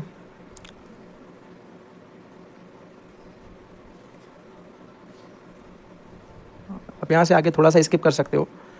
घनाभ देखने में कुछ इसकी तरह लगता है, जिसमें भैया ये लंबाई L होती है, चौड़ाई B होती है, ऊंचाई h होती है। ये ऊंचाई h होगी, चौड़ाई b होगी, लंबाई l होगी। तो इसमें भैया अगर हमसे कोई पूछता है कि बताओ इसका आयतन क्या होगा, इसका आयतन क्या होगा, आप बोलो भैया इसका आयतन होगा लंबाई गुणे चौड़ाई गुणे ऊंचाई, लंबाई गुणे चौड़ाई गुणे ऊंचाई, और सेंटीमीटर या मीटर जो भी दिया होगा उसकी घात 3 हो जाएगी, इकाई की घात 3 हो जाएगी। इसी तरीके भैया इसका भी कुल पृष्ठीय क्षेत्रफल पढ़ना होता है। क्या पढ़ना होता है, बोलोगे कुल पृष्ठीय क्षेत्रफल भैया कितना हो जाएगा। टोटल सरफेस एरिया अगर हम इसका निकालेंगे तो हो जाता है 2 ब्रैकेट में LB + BH + HL, मतलब 2 गुणे लंबाई गुणे चौड़ाई, 2 ब्रैकेट में लंबाई गुणे चौड़ाई, चौड़ाई गुणे ऊंचाई, ऊंचाई गुणे लंबाई, ठीक है। और अगर इसका भैया हमसे विकर्ण पूछा जाता है तो क्या होता है, वो होता है √L² + B² + H²। तो ये 3 फार्मूले सिर्फ आपको इसमें भैया याद रखने हैं, ओनली 3 फार्मूले, ठीक है मेरे भाई। और ये है क्या भैया, ये है घनाभ। ये क्या है, ये है घनाभ। तो जरा बताओ घन और घनाभ की बातें एकदम क्लियर हो गई, हाँ या ना। घन और घनाभ का कॉन्सेप्ट एकदम क्लियर हो गया भैया। घनाभ में सारी साइडें सेम होती हैं, आयतन 1 की घात 3 होता है, कुल पृष्ठ 6² होता है, और अगर सिर्फ दीवारों की बात करें तो 4a² होता है, विकर्ण a√2 होता है, ठीक है ना, a√2 होता है। इसी प्रकार अगर हम आयतन इसका पूछते हैं तो इसका आयतन L गुणे B गुणे H होता है। इसका कुल पृष्ठीय क्षेत्रफल भैया 2 ब्रैकेट में LB + BH + HL होता है, और इसका विकर्ण √L² + B² + H² होता है। एक बार जल्दी से बोलो कि बात भैया बिल्कुल समझ में आ गई। सीधे क्वेश्चन की तरफ चलते हैं, सीधे क्वेश्चन की तरफ चलते हैं। अच्छा एक बात और मैं आपको इंपॉर्टेंट बताना चाहूँगा, ये इसको लिख भी लेना भैया यहाँ पे कि मोस्ट इंपॉर्टेंट बात है, क्वेश्चन बहुत सारे आएंगे इससे रिलेटेड। मोस्ट इंपॉर्टेंट बात मेरे भाई हम करने वाले हैं। मोस्ट इंपॉर्टेंट बात में होती है कि अगर हम किसी बड़े घन से, अगर किसी बड़े घन या घनाभ से कोई छोटा घन या घनाभ बनाते हैं, कोई छोटा घन या घनाभ बनाते हैं, तो याद रखना भैया इसका भी आयतन निकालेंगे और इसका भी आयतन निकालेंगे। मान लो इसका आयतन 1 निकलेगा, इसका आयतन 2 निकला, ठीक है। ये आयतन 1 आयतन 2 इनके नाम है। तो पूछेगा बताओ बड़े वाले घन को अगर हम गला के छोटे इतने इतने वाले घन बनाए तो कितने घन बनेंगे, तो आप बोलोगे घनों की संख्या, या लिखोगे छोटे घनों या घनाभों की संख्या, छोटे घन या घनाभ की जो संख्या होगी वो बड़े वाले का आयतन यानी आयतन 1 बटे आयतन 2 करने से निकलेगी।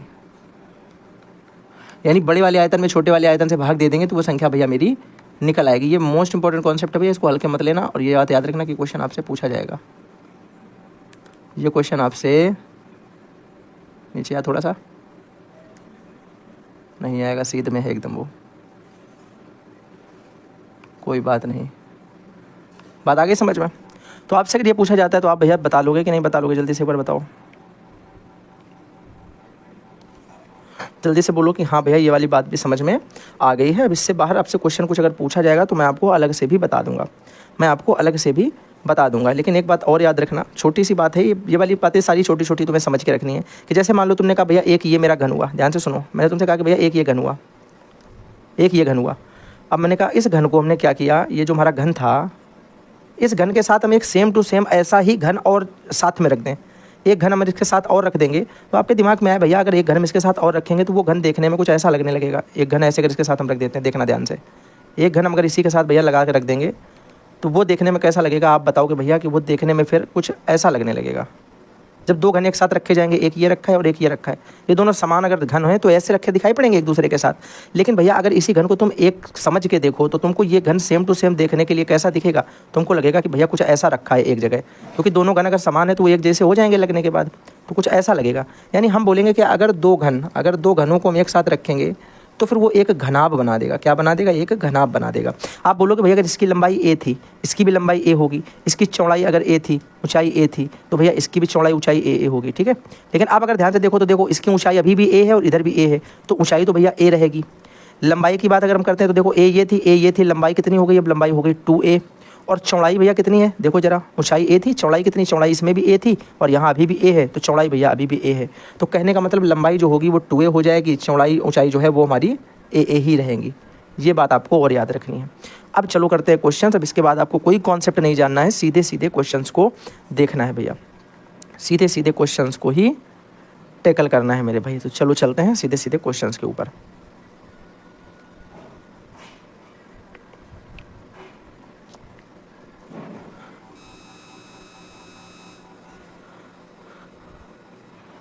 चलो भैया ध्यान से देखो क्वेश्चन क्या दिया है। बोला गया है कि एक घन की कोर जो है, एक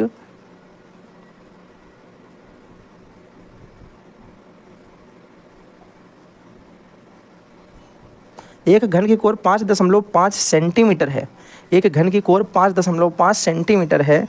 तो बताइए कि इस घन का संपूर्ण आयतन कितना होगा? भैया आयतन इसका बताना है, जल्दी से बताओ कितना होगा, जल्दी से बोलो भैया कितना होगा। आप बोलोगे भैया ये हमको घन दे रखा है, तुम्हारे दिमाग में आ गया कि भैया घन का आयतन पूछा गया है, घन का आयतन पूछा गया। घन का आयतन भैया हमने पढ़ा है 1/3 और सेंटीमीटर है तो सेंटीमीटर क्यूब, यही तो होता है। बोला भैया तुमने 1/3 का मतलब क्या है? यहाँ पे ए हमको 5.5 दे रखा है, तो इसका मतलब हो जाएगा 5.5/3। तो 5.5/3 का मतलब होता है 5.5 गुणे 5.5 गुणे 5.5। तो इनका भैया गुणा कराओगे तो ये आ जाएगा 166.375। आप लोग करवा लीजिएगा वरना टाइम बहुत लगेगा, ठीक है। तो मैंने कैलकुलेटर से कर दिया है। तो ये हमारा आंसर आ गया। बात बताओ जरा, समझ में आ गई कि नहीं आ गई? गुणा तो करा लेते हो ना? तो ये इसका आंसर आ गया। बात एकदम क्लियर है, हाँ या ना? चलो अगला क्वेश्चन देखो।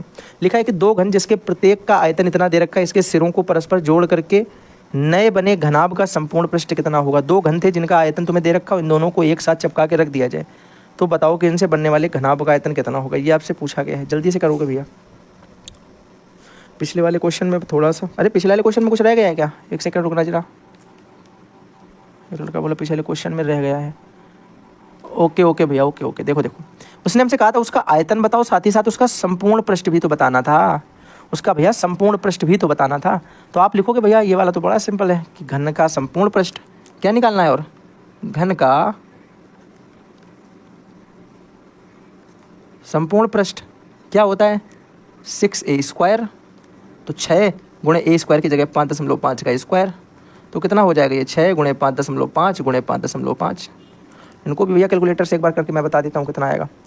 अभी मैं सोचो कि तुम कैलकुलेटर से भैया क्यों कर रहे हो, क्योंकि भैया समय इतना नहीं है ना अभी। ये आ जाएगा 181.5 सेंटीमीटर स्क्वायर, ठीक है। घनाभ भी हो गया। आप लोग इसको कर सकते हो आराम से, गुणा कराना तो आता ही है। आप 5 31 के 0 वहाँ से लगाया, 3 5 31 3 33 गुणे 5.5 फिर करा दो, तो ये तो आता है यार सबको, ठीक है। चलो अगला क्वेश्चन करो। बोला गया है कि दो घन जिसमें प्रत्येक का आयतन इतने सेंटीमीटर है उनके सिरों को परस्पर जोड़कर रखे बने घनाभ का संपूर्ण पृष्ठ बताओ। पहले तो देखो आपको दे रखा है कि दो घन जिनमें से प्रत्येक का आयतन दे रखा है 1728 सेंटीमीटर। हमने पढ़ रखा है मेरे भाई कि घन का आयतन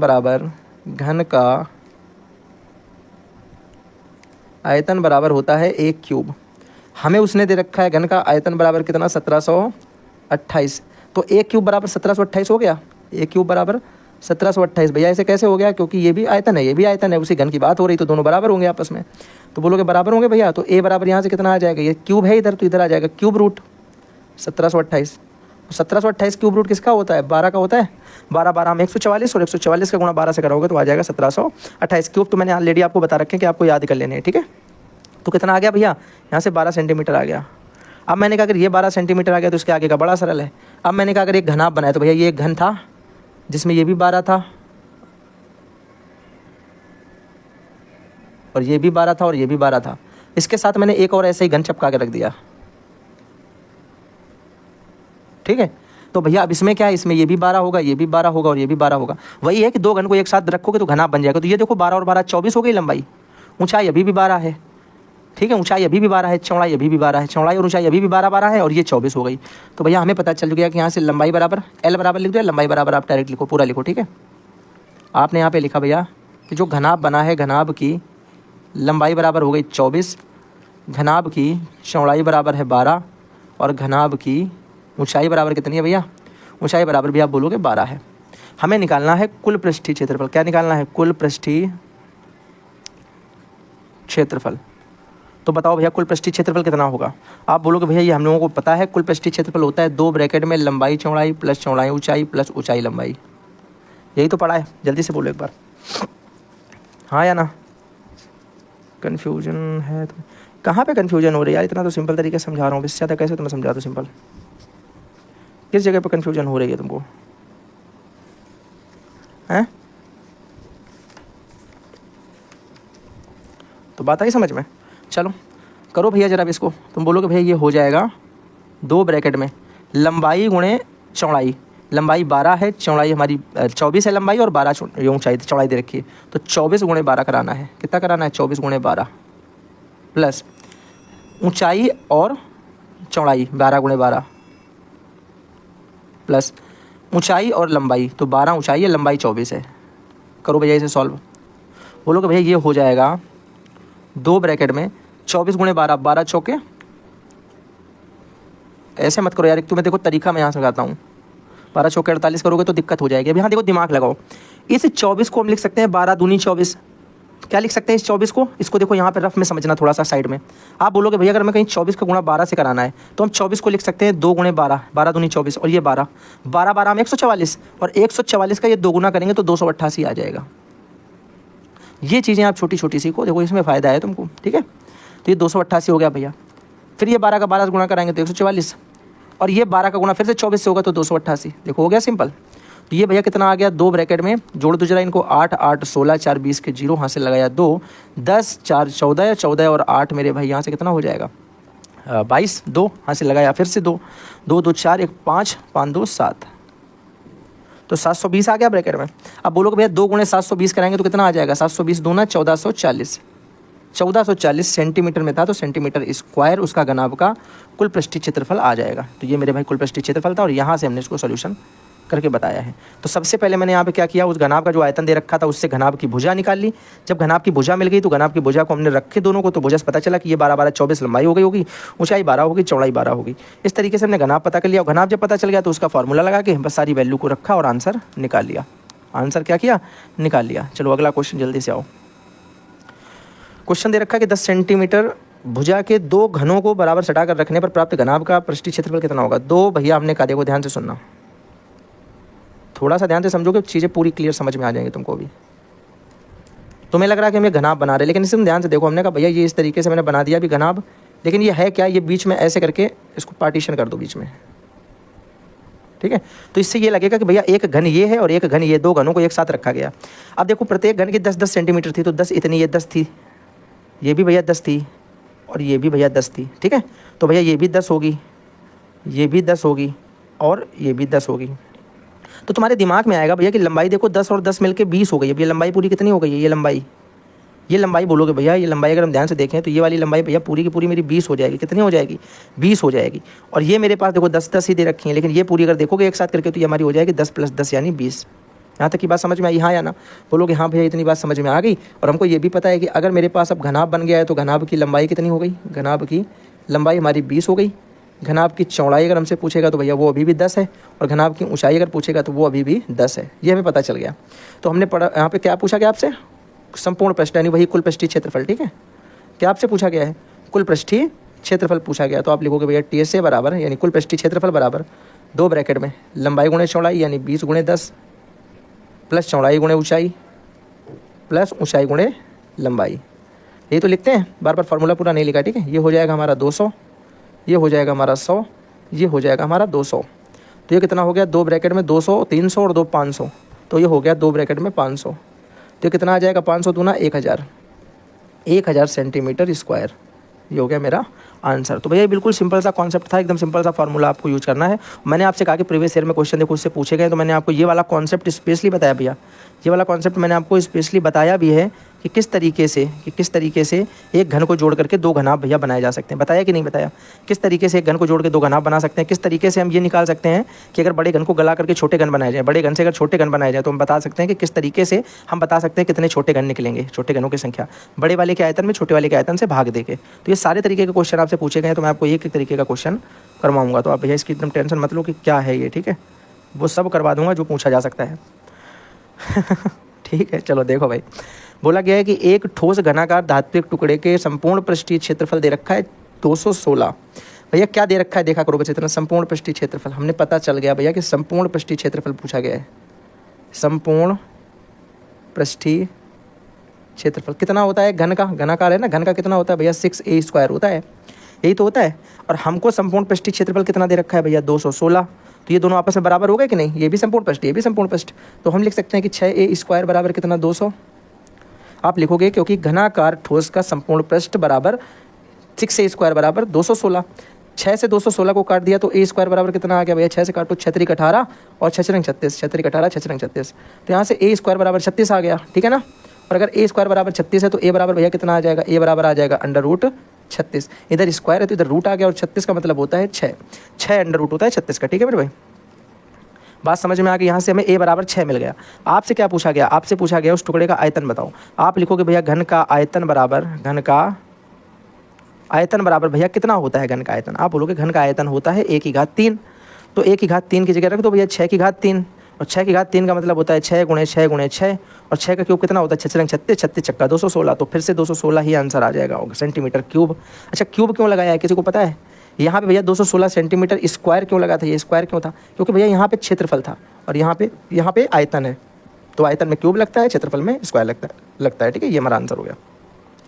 बात समझ में आ गई? जल्दी से आओ अगले पे। डीलेट 2023 में पूछा गया है, बड़ा बेहतरीन क्वालिटी का क्वेश्चन है, इस बात को याद रखिएगा। ठीक है, अपने दिमाग में इसको इस तरीके से मत लीजिएगा कि अरे ये तो कुछ नहीं है मेरे सामने, क्योंकि ये क्वेश्चन आपके सामने ही सब कुछ है। ठीक है, जल्दी से बताओ, कर पाओगे?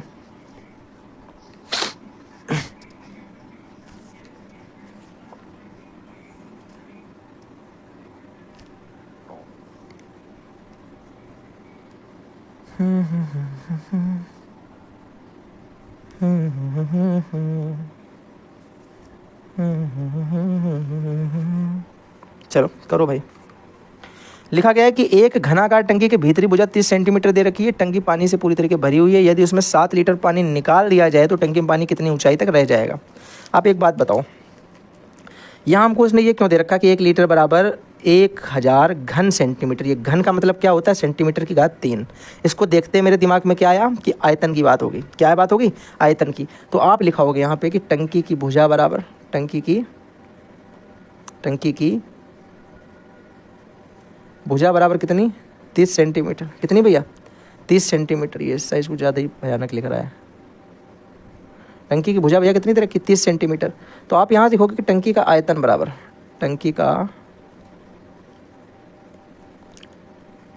कितना हो जाएगा?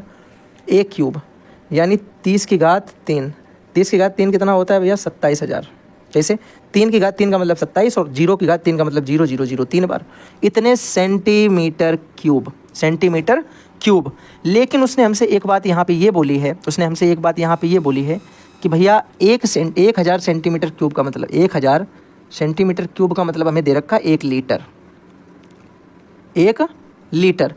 तो बताओ अगर 27,000 सेंटीमीटर क्यूब लिखा है तो इसका मतलब हो गया 27 लीटर, इसका मतलब हो गया 27 लीटर, क्योंकि 1000 सेंटीमीटर क्यूब का मतलब 1 लीटर है, तो 27,000 सेंटीमीटर क्यूब का मतलब 27,000 लीटर हुआ कि नहीं हुआ?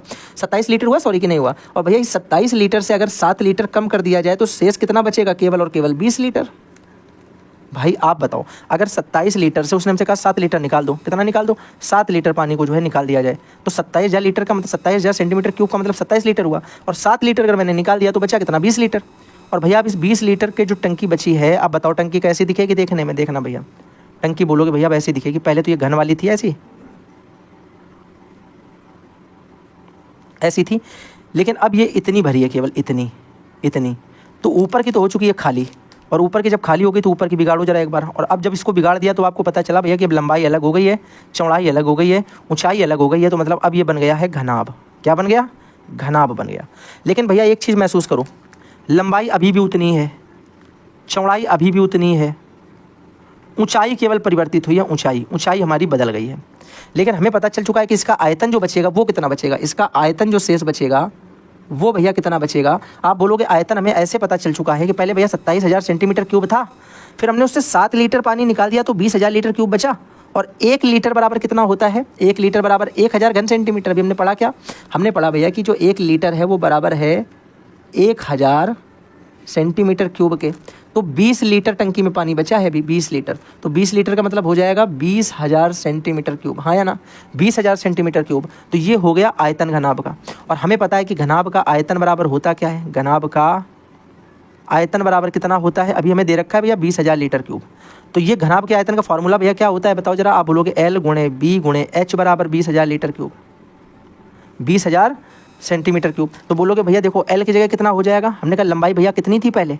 लंबाई जो थी पहले कितनी थी? देखो 30। तो बोलोगे भैया लंबाई अभी भी 30 होगी, चौड़ाई अभी भी 30 होगी, ऊंचाई अब बदल गई नहीं पता, और बराबर पे 20,000। तो यहाँ से बताओ जरा, इसको अगर हम H का मान निकालें तो कितना आ जाएगा? बोलोगे ये 20,000 बटे में 30 इधर गुणे में तो इधर भाग में आएगा, और इधर देखो ये वाला 30 गुणे में ये भी नीचे आ जाएगा। 1 0 2 0 से 1 0 2 0 चले गए, तो H बराबर कितना आ गया? ऊपर 200 और नीचे भैया आ जाएगा 3 त्रिका 9। तो 200/9 सेंटीमीटर, 200/9 सेंटीमीटर हमारी ऊंचाई बची है। कितनी बची है? 200/9 सेंटीमीटर। ऊंचाई कितनी बची है भैया? 200/9 सेंटीमीटर। याद रखो आंसर कहीं कहीं ऐसे भी दिया होगा कि 200/9 को काट दो भैया, तो 9 दूनी 18, फिर से 20 हो जाएगा, फिर 9 दूनी 18.22 सेंटीमीटर। तो ये भी सही है, ठीक है? आप जो लिखना चाहो वो लिख सकते हो। तो भैया हमने सिंपल सा क्या किया, सबसे पहले हमने ये किया कि घनाकार टंकी थी, उस घनाकार टंकी का भी 30 सेंटीमीटर उसकी मैं भुजा दे रखी थी। तो हमारे दिमाग में था लंबाई ऊंचाई चौड़ाई भी 30 है। तो अगर अभी हम आयतन निकालेंगे तो 27,000 आएगा। 27,000 का मतलब होता है 27 लीटर, क्योंकि 1000 का मतलब होता है 1 लीटर। तो 27 लीटर अभी इसमें पानी था। 27 लीटर में अगर हमने भैया 7 लीटर पानी निकाल दिया, 27 में 7 निकाला 20 बचा, और 20 का मतलब अब कितना हो जाएगा अगर हम घन सेंटीमीटर में बदलें? तो 1 लीटर का मतलब अगर 1000 घन सेंटीमीटर है तो 20 लीटर का मतलब 20,000 घन सेंटीमीटर, यही तो होगा। बोलोगे हाँ। तो हमने कहा अब जो टंकी बची वो कैसी बची होगी? क्योंकि अब इतनी तो भरी है, अब ये देखने में कैसी लग रही है? घनाभ की तरह। इसकी ऊंचाई अलग हो गई, लंबाई चौड़ाई तो सेम है, अभी ऊंचाई अब बदल गई। ऊंचाई पहले यहाँ तक थी, अब ये खत्म हो गई क्योंकि पानी यहाँ का गायब, ये बचा केवल। तो हमने कहा भैया हमने लगा दिया घनाभ का आयतन बराबर L गुणे B गुणे H बराबर 20,000।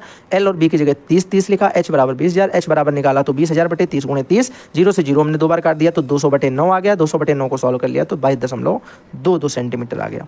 बात समझ में आ गई? अगला क्वेश्चन जल्दी से बताएंगे, फास्ट स्पीड में भैया, ज़्यादा बड़ी क्लास हो जाएगी, जल्दी से बताओ।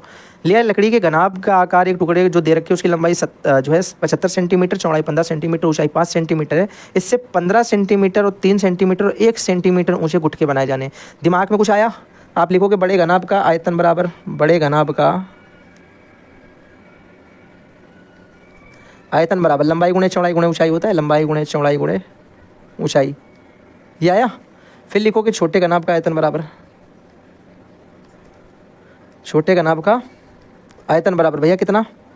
15 गुणे 3 गुणे 1, 15 3 1, ठीक है। फिर लिखोगे छोटे घनाभ की संख्या बराबर छोटे घनाभों की संख्या बराबर बड़े घनाभ का आयतन बटे छोटे घनाभ का आयतन। पढ़ाया ये वाला भी थोड़ी देर पहले कि अगर संख्या निकालनी हो तो हम बड़े घनाभ के आयतन में छोटे घनाभ के आयतन से क्या कर देते, छोटे का आयतन डिवाइड कर देंगे। तो बोलोगे भैया बड़ी सरल तरीके से निकल आएगा ये लिख देंगे पूरे छोटे घनाभों की संख्या बराबर। अब ये हो जाएगा बड़े घनाभ का आयतन 75 गुणे 15 गुणे 5, छोटे घनाभ का आयतन 15 गुणे 3 गुणे 1। भैया काटो पीटो कुछ कटेगा, 15 से काटो 15 पन्ना 75, 3 से काटो 3 पचे 15, 55 25 पंचे 125, ऊपर आ गया 125 छोटे घन बनाए जा सकते हैं। 125 छोटे घनाभ बनाए जा सकते हैं। ये हो गया आंसर। इसे आप उत्तर करके लिख दोगे। तो बिल्कुल सिंपल सा कॉन्सेप्ट है भैया। क्या करना है, बड़े वाले का आयतन निकालना है, छोटे वाले का आयतन निकालना है, बड़े वाले में छोटे वाले से भाग दे देंगे, जो भी बचेगा वो आंसर हो जाएगा। ये होती है संख्या का कॉन्सेप्ट। जल्दी बताओ समझ में आया हाँ या ना? यार ये कॉन्सेप्ट बता रखा, ऊपर देखो तो जाके तुम लोग एक बार, पता नहीं क्या बोलने लगते हो। तुमने भी ध्यान से देखा नहीं, मैंने तुम्हें ये क्या बताया, ये क्या बताया? देखो मैंने लिखा है साफ साफ कि बड़े घन या घनाभ से अगर आयतन निकाल के छोटे घन या घनाभ को बनाने की बात करें तो छोटे घनाभ की जो संख्या होती है वो बड़े घनाभ के आयतन बटे छोटे घनाभ के आयतन से ही निकलती है। बड़े घनाभ का देखो, बड़े घन या घनाभ का आयतन तो था ये आयतन 1 और छोटे का ही तो था ये आयतन 2। देखो मैंने जितना बताया है उससे बाहर सवाल नहीं आएगा। इतनी बात को थोड़ा सा अपने दिमाग में रखो सेव करके।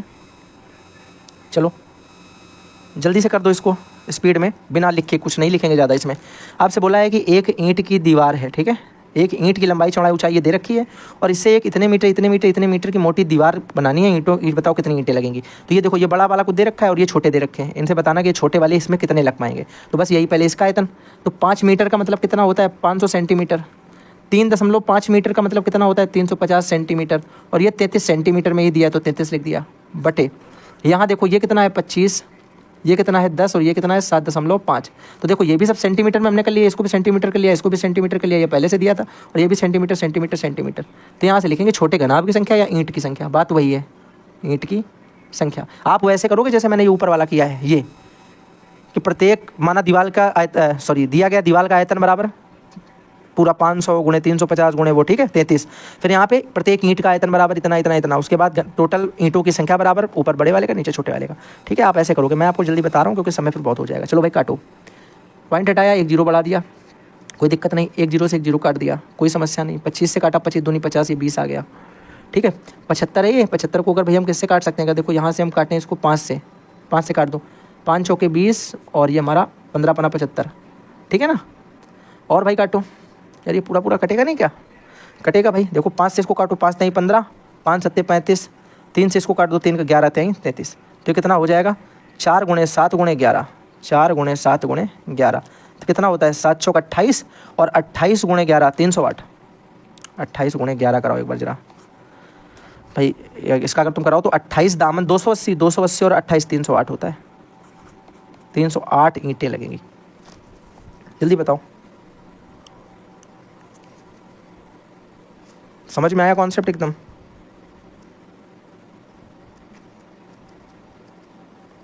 बात एकदम समझ में आ गई बढ़िया तरीके से, हाँ या ना? हाँ या ना?